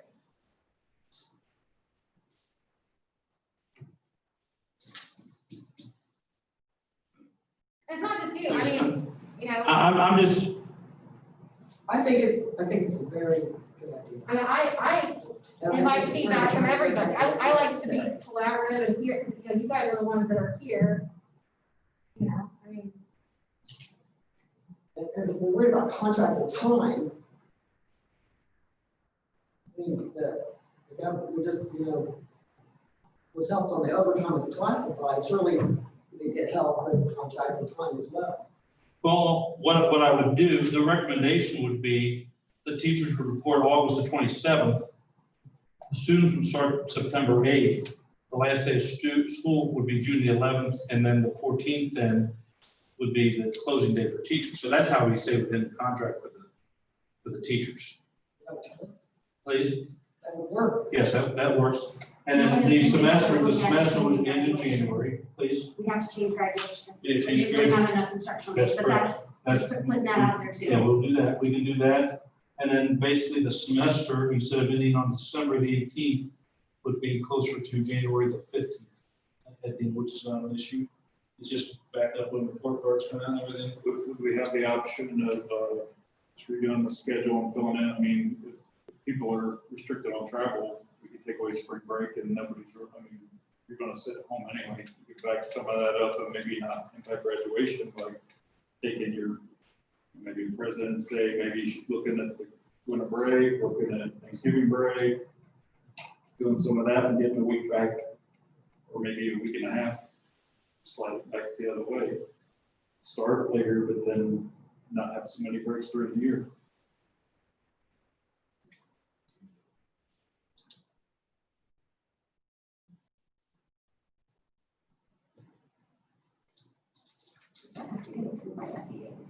No. FAA only gives a recommendation, the board approves. And I don't know what and Mr. Schleifer, I don't know what the restriction plans are, but, you know, we kind of put these out so that people can make vacation plans. Right. I would hate to have a teacher make a cruise or something that may or may not have, and I don't even know what they are, if they, you know, if they could get money back or whatever, but if somebody was, there's just two things. One, if somebody would set that up, and all of a sudden now they're put in a position where they can only have 3 personal days, so do they take 2 without pay, or do they not go on their vacation that they paid for? I don't know. And then there's also, January and February is also kind of like the death march. It's a very, very difficult time that comes to the point you need to break off mentally. Dr. Sanders, do you have a cruise plan? No, I do not. My plan is beautiful downtown Lowell. So my backyard, that's about it. And I work spring break. I'm just messing. I know. But what I'm just saying is we try to put the calendar out a year in advance so that teachers don't, you know, schedule things. Yeah, we're making a lot of other changes to that same calendar right now, so I'm saying. I know. Well, going back to your point, I mean, I think Christmas break started, what, on the 21st? The 18th is the last day. I mean, is it possible to do the 21st, 2nd, 23rd? I was looking at 11 days off from the 24th on. Yes. I can redo the calendar and come up. I'm just asking. I'm saying, yes, I can. I mean, I can shorten some days, take some days off and do some things. I also think if you extend, and I had not thought about that till it was brought up, people that don't plan on vacation, so after school's out, and maybe the first week of June, if we go that hurts their plans too, and I think we would just need to accommodate the staff on a case-by-case basis, but I cannot pay them if they don't work, and so it may entail that they take a whole week, that some of them would have to have a couple days without pay. And I know that that's got nothing to do with that's logistics, that's got nothing to do with the health aspect of it. But I want you to know I'll also be dealing with the logistics of it as well as the health aspects of it. But I can look at shortening that break. I can look at removing other professional development days, because if we're doing the professional development before school starts, then maybe you don't have any PD days during the course of the year. I mean, we originally traded May 7th day for another day and went from there. So I can shorten up the calendar with the winter break. Yeah, I can shorten it. I mean, if we want to do, say, for example, I know the 2nd is Good Friday, so they're off that Friday and then all the following week. If we made it maybe the 2nd and then took Monday and Tuesday, it makes a 5-day weekend, and come back to work the 7th, 8th, and 9th of spring break. You're picking up 3 days that way. You're picking up 3 days if we go the 21st, 22nd, and 23rd of December. So that could be 6 of your 10 days. I mean, I can look at that and shorten it up and bring that back as a recommendation on the 10th, if you'd like me to. If we shorten up front, would that get us closer to our graduation? Yeah, graduation, is it May 20th, May 21st, whatever that 21st, Friday it's is? May Yeah. 21st. So, yes, We would get have us to count closer, days. and because we wouldn't push it to the next weekend, because that's Memorial Memorial Day. Day. So if anything, if we needed to, it would probably be the first weekend in June, if we needed to push it back. So would we have 7 days of PD then leading from the 27th, leading into that, starting on the 8th? Well, one day, just so you know, one day's got to be by contract, teachers working their room. So, I'm sorry. I'm sorry, Singer. I thought you had something. I did. I know it's a small drop in the bucket, but I just wanted you all to know that somebody mentioned we've got a fire here in terms of needing more time to get ready. The contract, and I know I'm up next to talk about this, but the contractors I've been dealing with this, they're aware that we have an August 14th deadline to get done, so teachers can be back in here. And as long as our insurance company cooperates, I'm sure that we can meet that deadline. So getting this building ready to go is not going to be a factor in terms of needing more time. So the idea of delaying the start of the school year past Labor Day is to get ourselves more prepared, right? But if we're going to have the teachers come in and start their calendar year 2 weeks later, they're not going to be getting more ready earlier. And the burden, from what I understand, is going to primarily fall on administration to get it all organized beforehand. That would give us more time to do that, though. It would give you more time. So then the question is, given all the dates that we've aligned so far, the 31st being the deadline for remote learning, the month of August up through the 24th, hardwood with teachers, is that a sufficient amount of time for the administration to get everything ready, or do we need more time there?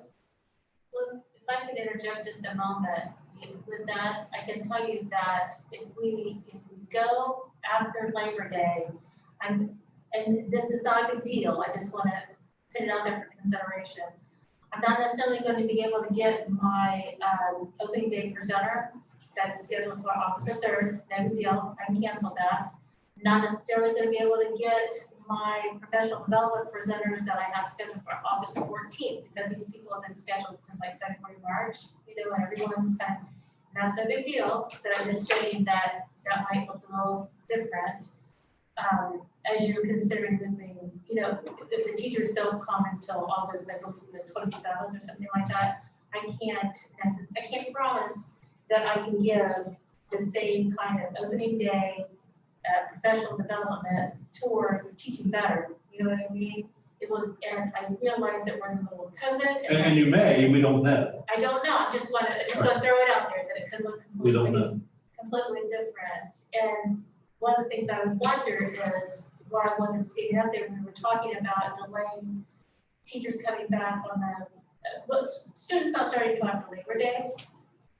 You know, aside from, the PD that I know that we need and giving administration some time, what I wondered was, what would the board want from me to document, to show work that we did leading up to Labor Day, when the kids come after Labor Day, because a lot of it is just department planning, you know what I mean, teacher collaboration versus a lot of professional development, for example, in Zoom or a platform or whatever. I don't need 2 weeks to plan those types of professional development opportunities. So, you know, I didn't know what you would want. Is it okay, you know, just to have we give teachers a lot of playing time? Is it okay to say it took that amount of time to rework schedules and figure out what, you know what I mean? Or were you wanting something much more concrete in best practices toward virtual learning platforms? Is there an issue with having the PD when you got it scheduled so we get the content we want and then just having a gap where they actually start, do they have to be consecutive days? I assume they don't, since we have snow days and everything else, so we should assume there are. So we could do, I guess realistically, we could do our activities that we plan the 13th through the 21st, and then just say teachers don't report the 24th through the 4th, and then come back later on. Because at some point that may also give the teachers and more time to think and plan and do some of their thoughts too, after they kind of get the PD to realize how things are going to take place, that until they really hear some of that, they might have heard bits and pieces. Well, and really, I mean, that's what we're here for. You here?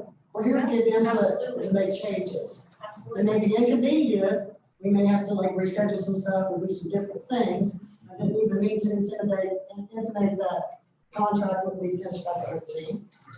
But contracts are contracts, it could be. Something unforeseen and the asbestos could come through. So that's what we're here for. So it's, you know, everything's not set in stone before we get here. That's correct.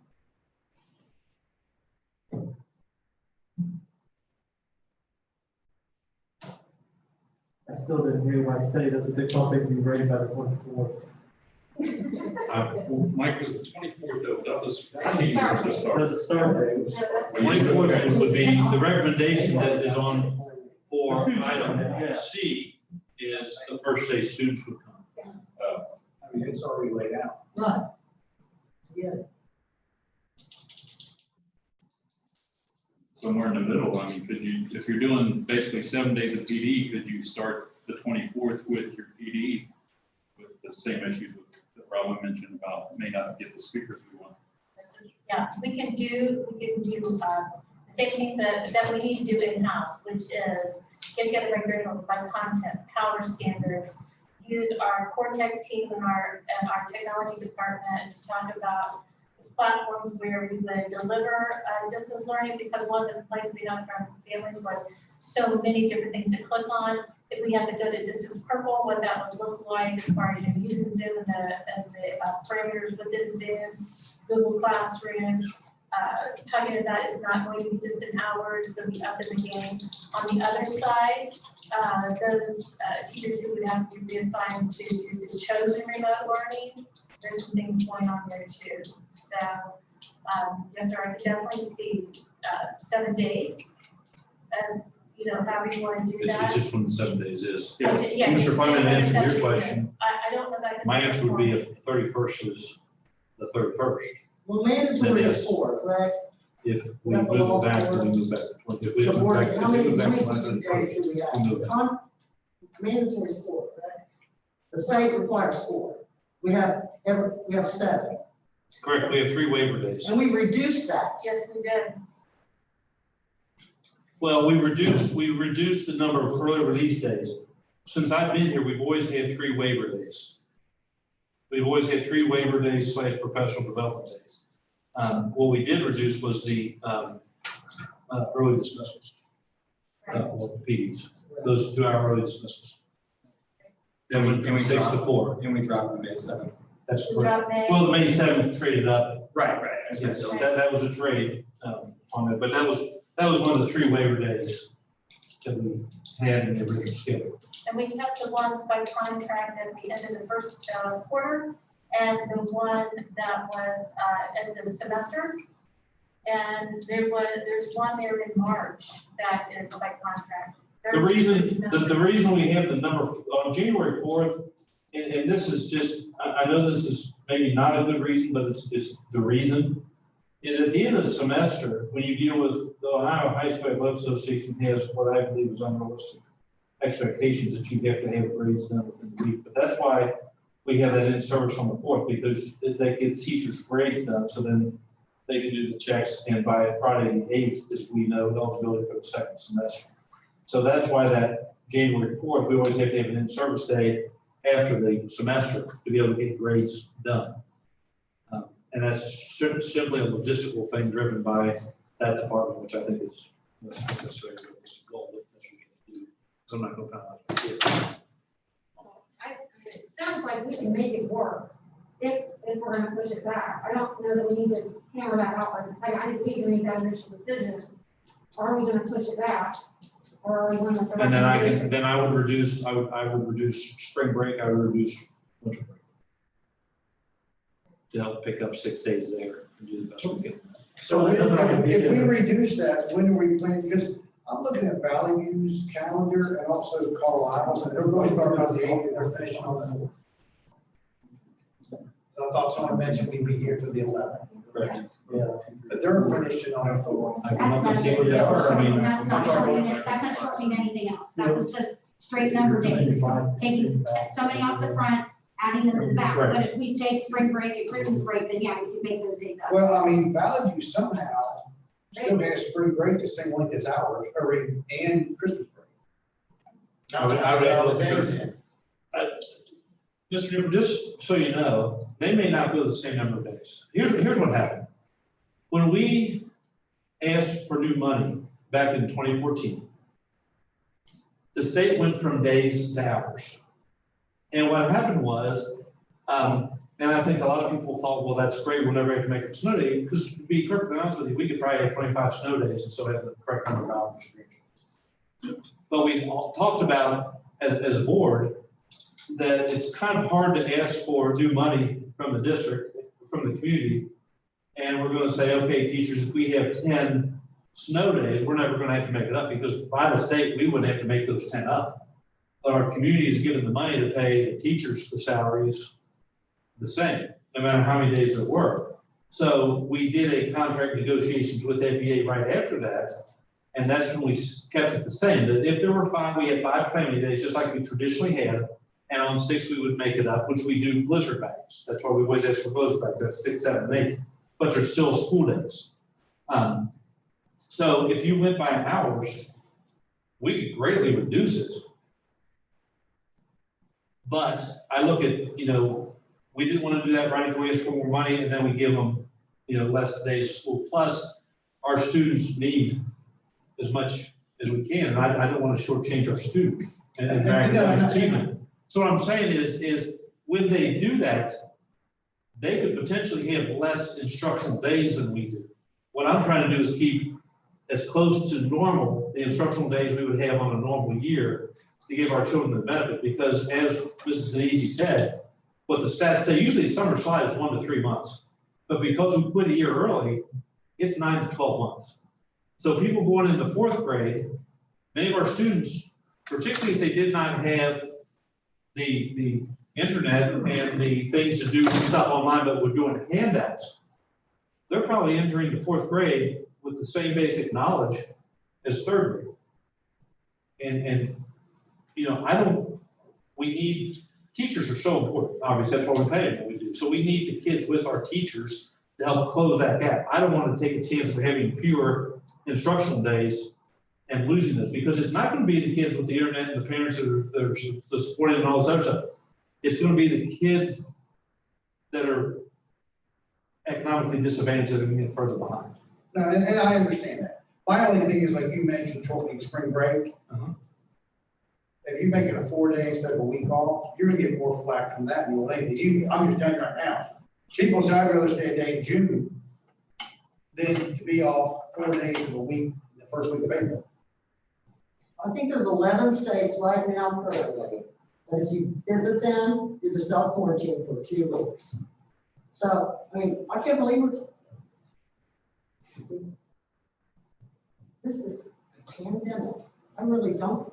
I want construction days. I don't want holidays. I want as many days as we could get. I wanted my granddaughter in school in March. You know, I don't really care about vacation right now. I mean, if anybody goes anywhere, they're gonna have to quarantine for 2 weeks.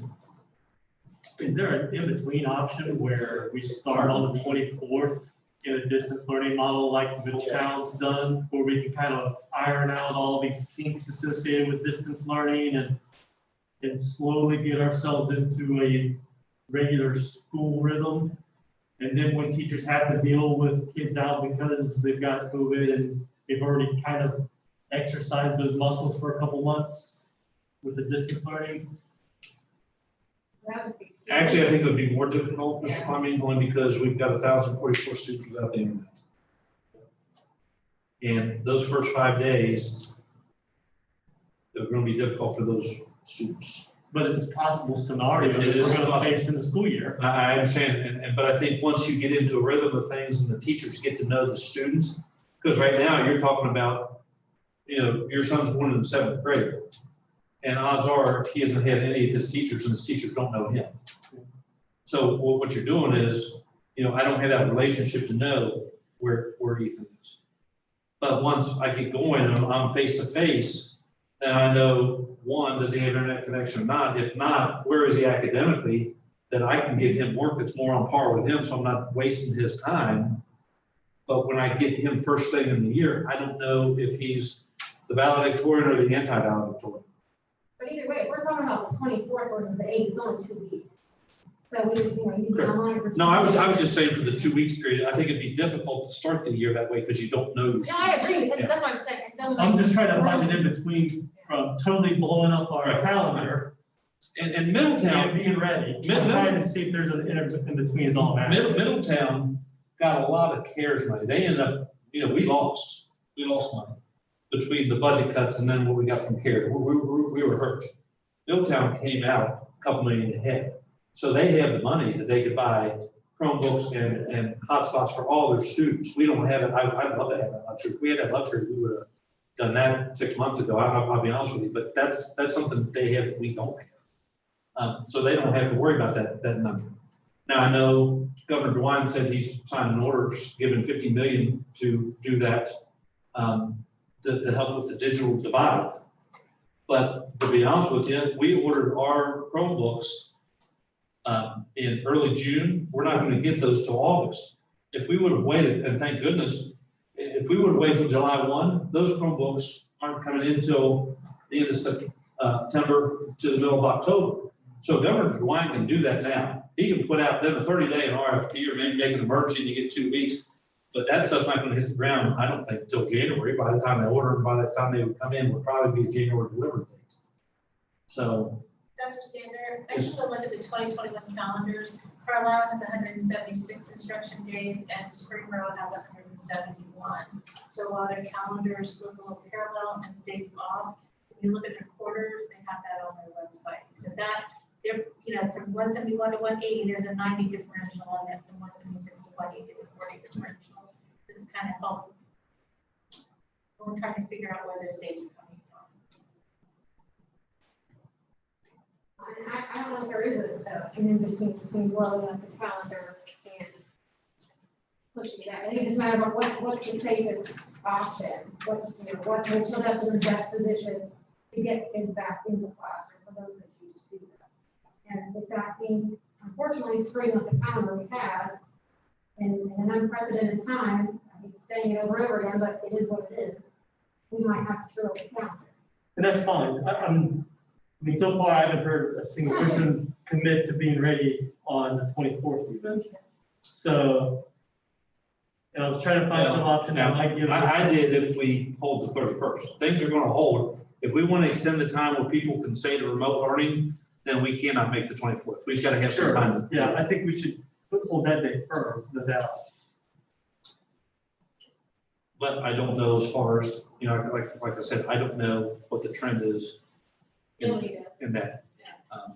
Yeah, that's the day we've said, and people are gonna wait till the last possible minute, no matter when you move the deadline, and then expect us to scramble and meet it. And we need an appropriate amount of time to make sure we're ready and have everybody decided who's gonna be removed, who's gonna be in the classroom. So that's gonna shuffle our staffing different ways. And that's when the work. So, That's when the so if we just stick with that date, and the 31st, that's what's been out there. And then if we need to look at, you know, does the teacher start on the 24th rather than the kids? Then maybe you start the kids at Wednesday the 2nd, they get a couple days under their belt, then they have Labor Day rather than starting after Labor Day and then having a short week. If we start the teachers on the 24th, then 6 days. you could get 3 days in with the students on September 2nd, 3rd, and 4th. And that still buys us an extra, 12 days based on when teachers were coming, right? With it, 12 or 13. It picks you up, basically, it backs up from what the students were doing 7 days. From the 24th, you're back up to September 2nd. It's 7 work days. Well, what's confusing is when all of us start opening at different days. Right now, Labor Day is what. I mean, I don't, at this point, I'll do whatever. Because, you know, I agree with you completely. I think more time to be prepared and be ready and hit the guidelines is what we need. Yeah, and as far as Labor Day, I think, yeah, that's kind of what I was looking at, what are other districts doing, and just practically what makes sense as a, you know, a cutoff for the end of the.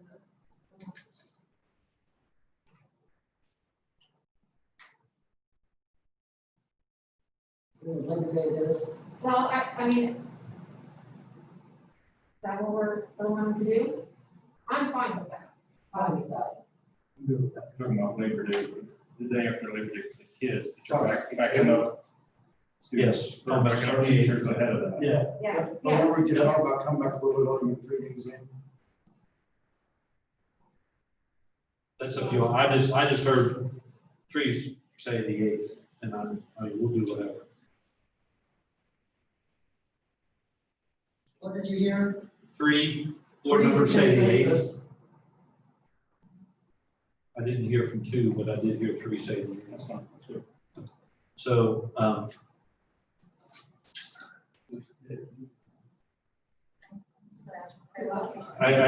will, we will come up with a calendar recommendation that at next board meeting, that the first day of school will be September the 8th. We'll come up with a recommendation on that calendar that the first day for teachers will be August the 27th.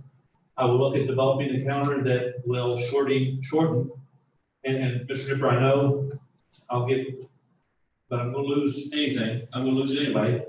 So I will shorten winter break, and I'll look at shorten spring break.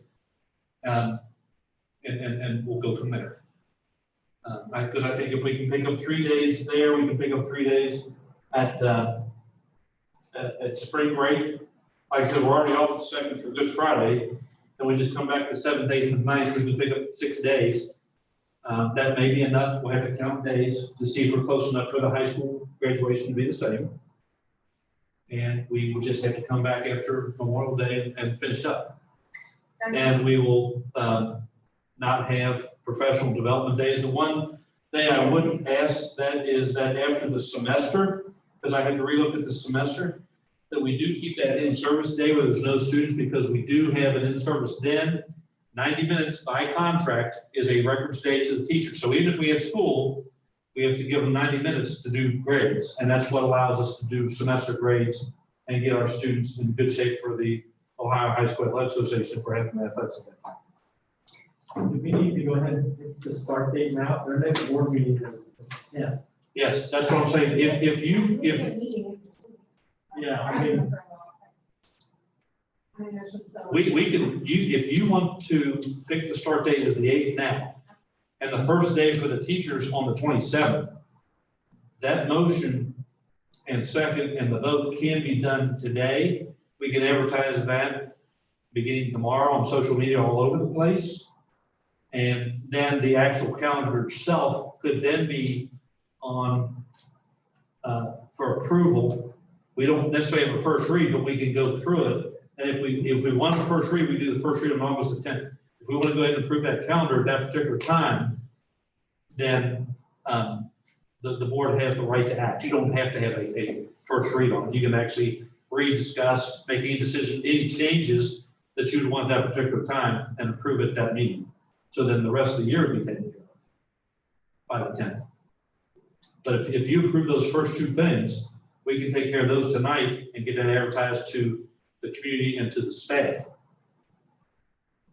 And do it that way. Everyone entertain a motion?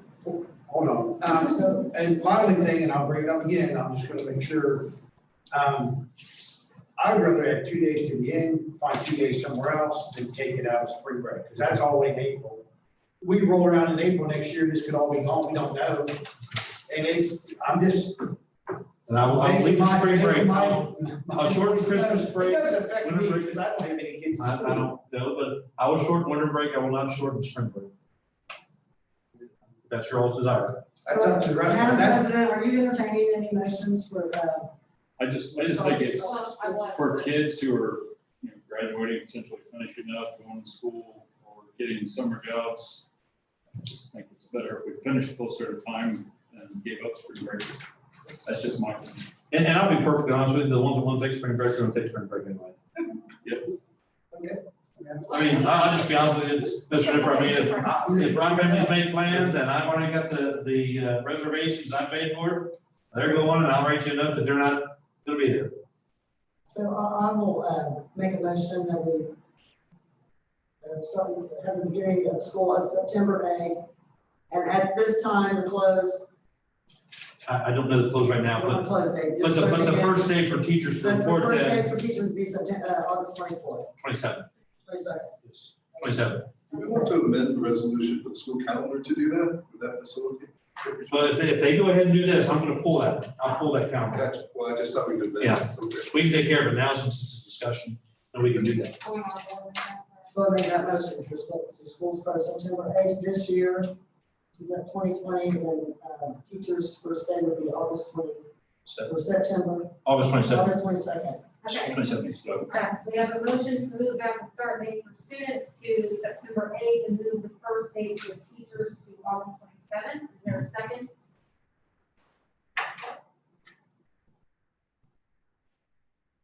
You're not making a second? Well, typically I try not to as a president, but I'll second. You can. I'm just saying, Yeah, you're not like null and void. No, I don't know. You can make that I was second. giving time, yeah. Okay, so are you making a second? Okay, thank you. Well, I'll second it. All right, Mr. Dupre? Mrs. Rogers. Yes. Mr. Fleming. Yes. Mr. Nipper. Yes. Mr. Sadler. Yeah. And Mrs. Walker. Yes. All right. We'll move on to, well, I guess, do we have anything else right now on the facilities, for the educational plan? Anything for Mrs. Zunichi, Mr. McFarland? All right. Move on to Hampton Bennett facilities update. Yeah, just wanted to take a couple minutes and mentioned earlier by aware of what occurred a couple weeks ago on Thursday. Last week, we were able to get some contractors in here. As you know, one of the major concerns they had right off the bat was our ceiling down at that end where the fire occurred. It is acoustic plaster, which is filled with asbestos. We got that confirmed. Dayton Environmental came in and did a test. The insurance company required that we do that test, so we did that. We got it in. I forwarded that. We received that on Friday. I forwarded that to the insurance company today. The way it looks is we hopefully, again, and I've not gotten final word yet from the insurance company. As soon as we do, we will move forward. We have the contractors in place. We have everybody geared up and ready to go. We're just waiting to get the okay from the insurance company. But we'll be using Lepi Enterprises. They will, Lepi Environmental they will be doing the abatement. They've done abatement in our district before, which makes it, excuse me, which makes it nice. They've actually done some abatement inside of this building. They keep our books, they keep everything updated, so when we report that, what we've abated and taken out, they're current on everything that we've done. We're also going to probably utilize the services of CertPro to do the cleaning. I had them come in last week and they did a sponge test in basically every corner of the building, and there was soot or ash in every corner of the building. Some of that was because of the smoke and where it carried, and when you walk out, if you look on top of the lockers, that's soot. Some of it was the night the fire department was here, we had to open up doors because we don't have a forced air system in this old building, so it was tough to get that smoke out of the building. So we had high-powered gas-powered fans at this end of the building, kind of pushing and sucking air out. We had all the windows open, trying to get air out of the building. So CertPro would come in, and everything that's inside lockers, they would pack out and clean. They would clean the building from top to bottom, corner to corner, and then Levi then would do the abatement. The abatement's only going to take about 3 days. Once the abatement's done, CertPro goes in, cleans behind them, and then Levi also installs a new drop ceiling for us at that end and does some painting for us as well. So there's some coordination between the two different contractors that we'll have to make, but we've discussed at length with both of them, as I said earlier, an August 14th completion date. That's the first day that we anticipated teachers back in. So they're both confident at this point, as long as they can get started this week, that they can meet that deadline. So that's kind of where we're at this moment. The holdup has just been the insurance company basically communicating with us in a timely manner. So that's where we're at. The good thing is no one was injured. That's all stuff that can be fixed and replaced, and it's unfortunate. We'll deal with it and we'll have us right. Thank you very much. Appreciate that. Yeah. Is that mostly removal on the asbestos, or is that encapsulation, or how they remedy that? So They'll seal that hallway off, just airtight. They'll seal it and they'll just pull it all out. Yeah. There's a nice, when you go down that hallway, there's no transition lines in the ceiling. There's a nice transition line at the end of that ceiling. They'll seal right at that, and then just start right here. Yep. Any other questions? All right, thank you. Yep. All right, now we'll move on to new business. Yes, one is the policy, as that you consider the policy use of face mask coverings. This is emergency policy. Generally speaking, you have to have a first read and then a second read in action, but with it being an emergency, there does not have to be a first read. Basically, it's saying that students are required to wear face coverings while riding a school bus and lunchtime, entering, exiting buildings, recommended all other times. Now we are, that is the official policy, but while we're under red, remember, they would have to wear it all times. There is there's an exception to that, and I want to change that. In your sample policy that you had, the exception would be children younger than 2 years old. That should be children in grades pre-K through 3. So, we don't need to have the pre-school students all the way through 3rd grade wear masks. I know you've gotten letters from the FEA, and I did ask for that exception. They were fine with that because they were not seeing the carriers, transmitters. So I did want to make that correction on that. So this is our policy, and as long as when the governor supersedes that, then it's just, then that goes into effect. And then it's fall back to this if he would happen to reduce his level. That's correct. Right now, we have to. And we have to have this, one of the things for the reopening in school that Governor DeWine said is we must have a mask policy. And then this was written by Enos Britton because it hasn't had time to really come out through the normal Neola guidelines. I would anticipate Neola would have it an update, and there may be a different update, but this is what Enos Britton has suggested for all their requirements. But even outside of FEA's, requests and things like that, we have to do it anyway right now. Correct. That is correct. Right? Okay. That is correct. But the governor did say in opening schools, we have to have a policy. Sure, okay. And they sent us, there's obviously been tons of literature that was sent and information on that.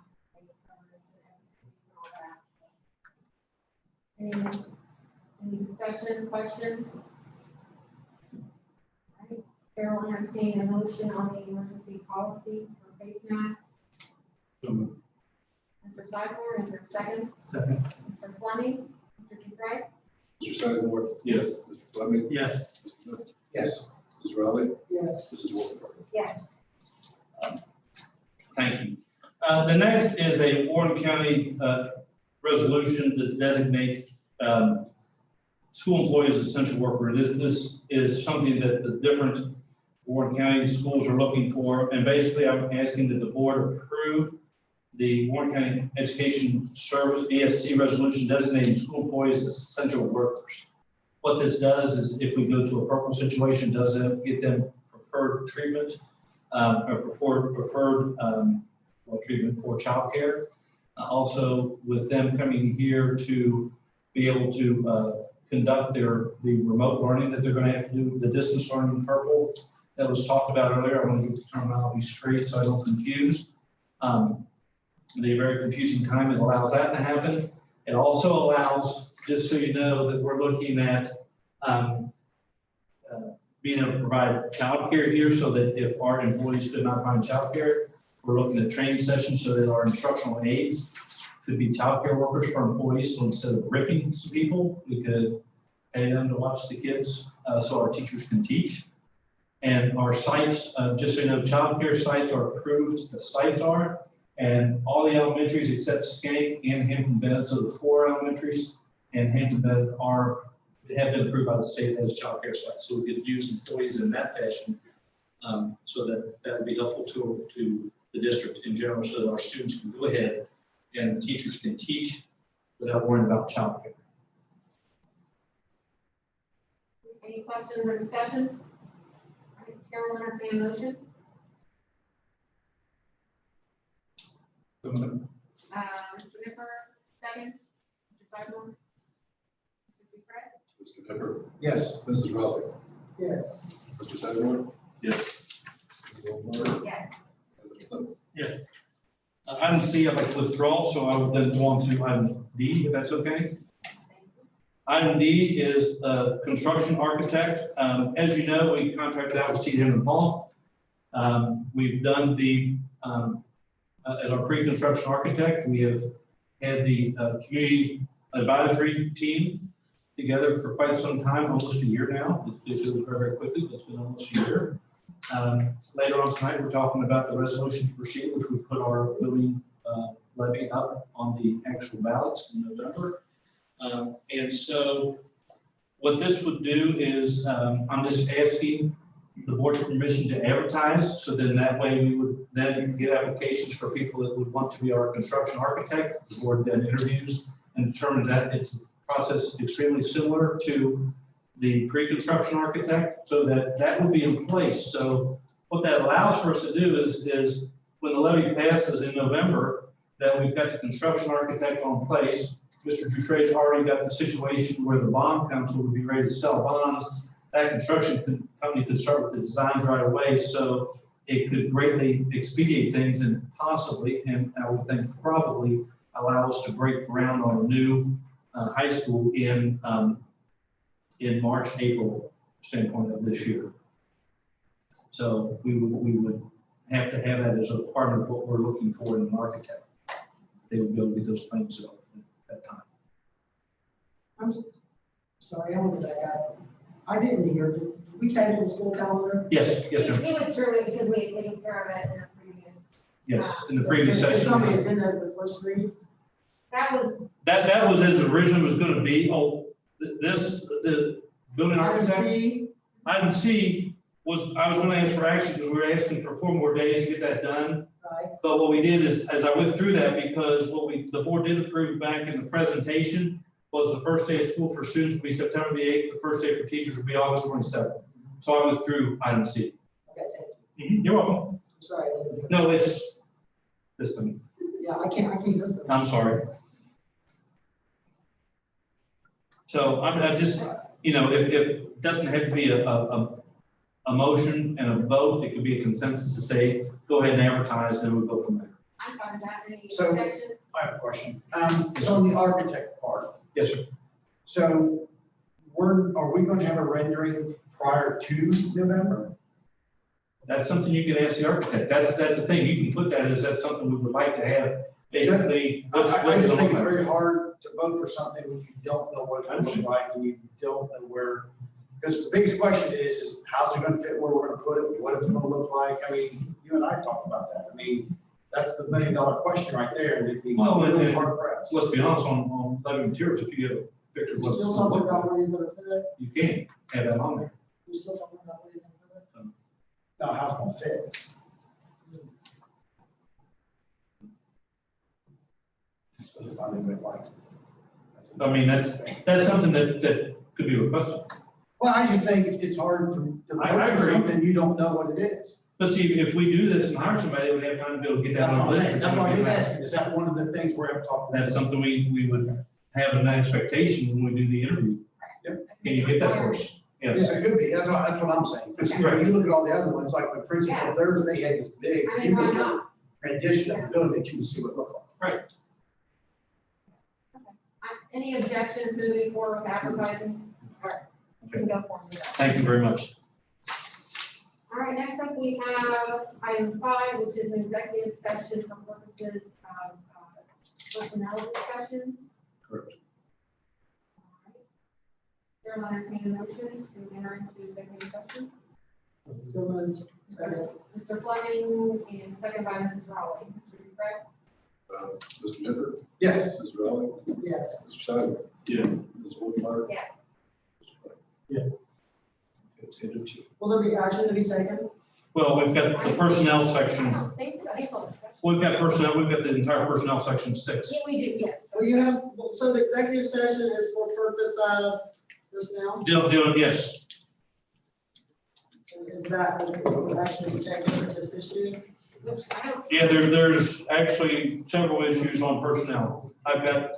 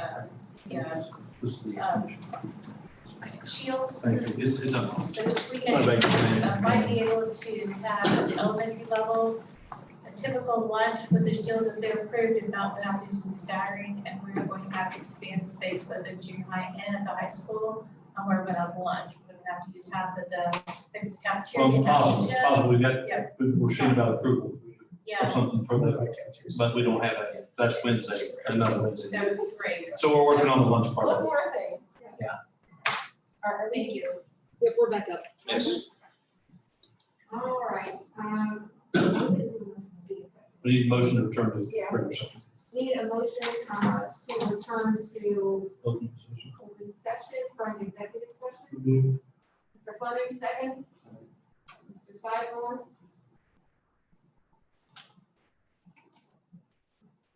Rob, you want to call back? Mr. Nipper, Yes. Ms. Raleigh, Yes. Mr. Sizemore? Yes. Mr. Fleming? Ms. Wolfmarger? Yes. Okay, it's 8:45, back into open session. Item 6 is personnel. Part A is, I'm recommending the board approve the request for 1 year unpaid leave of absence for Mike Kuzic, for the 2020-21 school year. He is a junior high intervention specialist. Any discussion, Chairman Humphrey? Mr. Raleigh, is there a second? Mr. Sizemore, Mr. Dupre? Ms. Riley, Yes. Mr. Sizemore, Yes. Ms. Wolfmeyer, Yes. Mr. Fleming, Yes. Mr. Nick. Yes. Next, ask that the board approve the resignation of Judy Baber for the purposes of retirement after 39 years as a bus driver, a great individual, very dedicated to our students. And to Mitchell Blankenship, who's junior high custodian. He has not been with us but for about 3-4 years. He started off here as halftime before our custodian moved over to junior high. Very good man, makes great salsa. He's moving down to Florida to move in with his daughter and so forth. And so this was the second career for him. He worked at the prisons for a while. And so retired from there. And so he's leaving us to go down to Walmart. Both of them has been with us for a long time. Thank you, Dr. Sanders. Chairman Humphrey? So moved. Mr. Nipper, second. Second. Mr. Fleming? Mr. Dupre? Mr. Nipper, Yes. Mr. Riley, Yes. Mr. Sizemore, Yes. Mrs. Wolfmeyer, Yes. Mr. Fleming. Yes. Next, I ask the board to approve the hiring of Graham Davis for the administrative assistant to the treasurer position, which starts on step 2 of the salary schedule and will be effective July 1, 2020. Discussion? Chairman motion? Mr. Sizemore, second. Second. Fleming? Mr. Sizemore, Yes. Mr. Fleming, Yes. Mr. Nipper, Yes. Mrs. Riley, Abstain. Mrs. Wolfmeyer. Yes. Next would be to, this is a first read. This is a couple of retired educators that come back. We've had them for the last couple of years. Would be on an as-needed basis. It looks like we're going to definitely need the first one, which would be Cindy Benjamin, a part-time intervention specialist at Penny Roll, and Antoinette Coleman, kindergarten teacher here at Hampton Bennett ECC.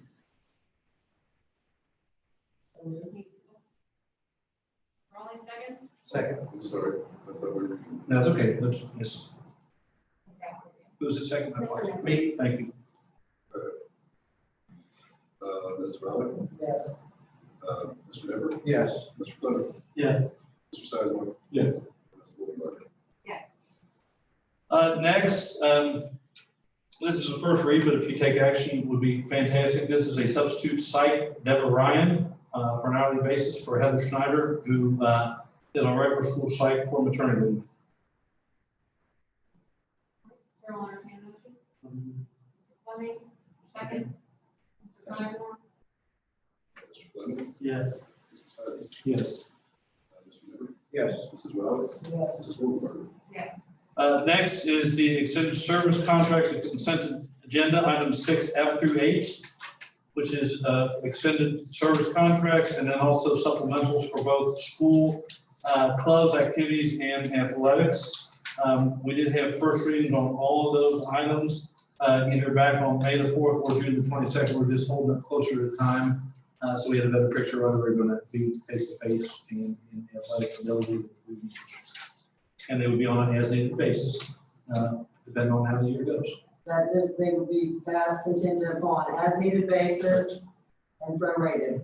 Exactly, prorated as far as if something happens, the season gets cut short, then you look at how long the season is, and if they've done 40%, then they would get 40%. Or there wasn't a play or. Exactly, then there, yes, Flyer, or needed, all those. would be- that is correct. Dr. Sanders, I'm sorry, but you said consent F through H or K? F through H, please. Thank you. Any further discussion? Everyone understand what's on F through H? Second. Mr. Simon, second, Mr. Fleming. Mr. Nipper, Mr. Mr. Nipper? Yes. Mr. Fleming? Yes. Mrs. Rowley? Mr. Sutton? Yes. Yes. Next is item I, which is supplemental contracts for Megan Stacy and Ryan Stacy. Once again, that would be on a prorated as needed basis for both of those positions. Entertain a motion. So moved. Mr. Nichols, Second. Mr. Fleming, Mr. Dupre, Mr. Nipper? Yes. Mr. Fleming? Yes. Mrs. Rowley? Yes. Mr. Sutton? Abstain. Mrs. Wolfenbarger? Next would be, I asked that the board approve, and this next one will be no proration on this one. I'm going to be generous on this one. No proration, but a volunteer contract for Mr. Nipper. So if he works 1 week or the entire season, we'll pay him nothing either way. So if that makes you feel better, we'll prorate. everyone entertain a motion. Sizemore, Second. Mr. Fleming, Mr. Sutton? Yes. Mr. Fleming? Yes. Mr. Nipper? Abstain. Mrs. Rowley? Yes, I guess. Mrs. Wolfenbarger? yes. Next item under personnel, this is first read, but would ask for action if possible. And this is a contract for Peggy Dare Jeremos as a communications consultant. This is the exact same contract she's had for each of the 7 years that I've been here, which is an hourly basis, and not to exceed, but I can look it up. But there is not to exceed. It's 15 pounds. Not to exceed. Ryan, second. Second. Mr. Fleming, Mrs. Rowley? Yes. Mr. Fleming? Yes. Mr. Nipper? Yes. Mr. Sutton? Yes. Mrs. Wolfenbarger? yes. My last item for this particular time would be that I asked the board approve an MOU with the city of Franklin for the school resource officer. This is the exact contract we had last year, and would be that we would pay 75% of the expenses because we have that person 9 out of 12 months of the year, and that's what we've done in the past. Is this 3% higher or no, or No, this is the exact same as it was Exact last same? year. Yes. you want that? I think it's first reading. No, we had a first read back on June 22nd. Oh, So this is an action item. oh. I apologize. We had a first read on June 22nd. Okay. Yeah, it cuts off to a different page, so I apologize. All right, any discussion, any questions? I make a motion. All right, Mrs. Rowley made a motion, second. Second. Mr. Nipper, Mrs. Rowley? Yes. Mr. Nipper? Yes. Mr. Fleming? Yes. Mr. Sutton? Yes. Mrs. Wolfenbarger? yes. Thank you all very much. Next up, we have the treasurer's portion of the agenda. Thank you. We have 3 donations, all of masks. And you can see the quantities, values, approximate values for those masks. And that's listed on here as a first read. Correct. So if you want to move on again. We have more masks coming in, as Denise was telling me. Like action, permission for action on the minutes and financial statements as listed. I've included the finance committee's minutes for the meetings in May and June. And as a point of order, I'd like to, the Finance Committee talked in its last meeting in July about moving the minutes to be approved to right after the agenda in the agenda of the board. And if there are no objections to that, the next meeting, I'd like to move it there so it's not in the financial section, it's right after the agenda. So with that, I would like to ask the board to approve financials minutes. So Mr. Sizemore, is there a second? Mrs. Raleigh? Mr. Sedgwick? Yes. Ms. Raleigh? Yes. Mr. Fleming? Yes. Yes. Mrs. Wolfbarger? Yes. And this policy, inventory policy, was read first read last month. It changes the threshold from $100 for financial assets to $5,000, and it is retroactive to the last fiscal year, so we can restate our inventory and in comparison to this year. And I have discussed that with our GAP compiler and our auditors, who are contacting us now and coming in-house for the audit for 2020, which is more information to be needed, but they are here. So, that's rational. Discussion? So moved. Sizemore, second? Second. Mr. Fleming? Mr. Dupre? Mr. Sizemore? Yes. Mr. Fleming? Yes. Mr. Nipper? Yes. Mrs. Raleigh? Yes. Mrs. Wolfman? Yes. Thank you. The last item is a first read on use of district credit cards. I attempted to shorten it, but I did change to the policy to be able to more broadly use the cards. I think the policy was a little dated, but this programs that we're looking at will provide the buildings and the administrators with the use of a purchase card. The internal controls on that system are overseen by an interested third party. So there's controls in place to monitor and pay. And so this policy, some of the language that I've taken out of it, Mr. Stedbonsky put back in it, but at any rate, it would facilitate our ability as an organization to more broadly use purchase cards. And basically what that will do, will get, when people need something, get it to us quicker so it can be used quicker. For example, with technology, it's been a lag time when they've needed some things. By the time they do the purchase order, get an order and come in, a student was out, would be out without the Chromebook for a sustained period of time. Where when it happens, it can be purchased right away, get it delivered within a couple of days, and greatly shorten the time between when it's found it's needed and when it comes in. We greatly reduce the number of reimbursements that we do for our employees, whether it's traveling, purchasing small purchases. We're also looking, not looking, but we're also implementing an Amazon account, which also has amazing internal controls to be able to speed up the process of purchasing. So this is just another key piece to that. Any discussion? This is the first read, so we bring it back, if it's okay, on August the 10th. And that's all I have.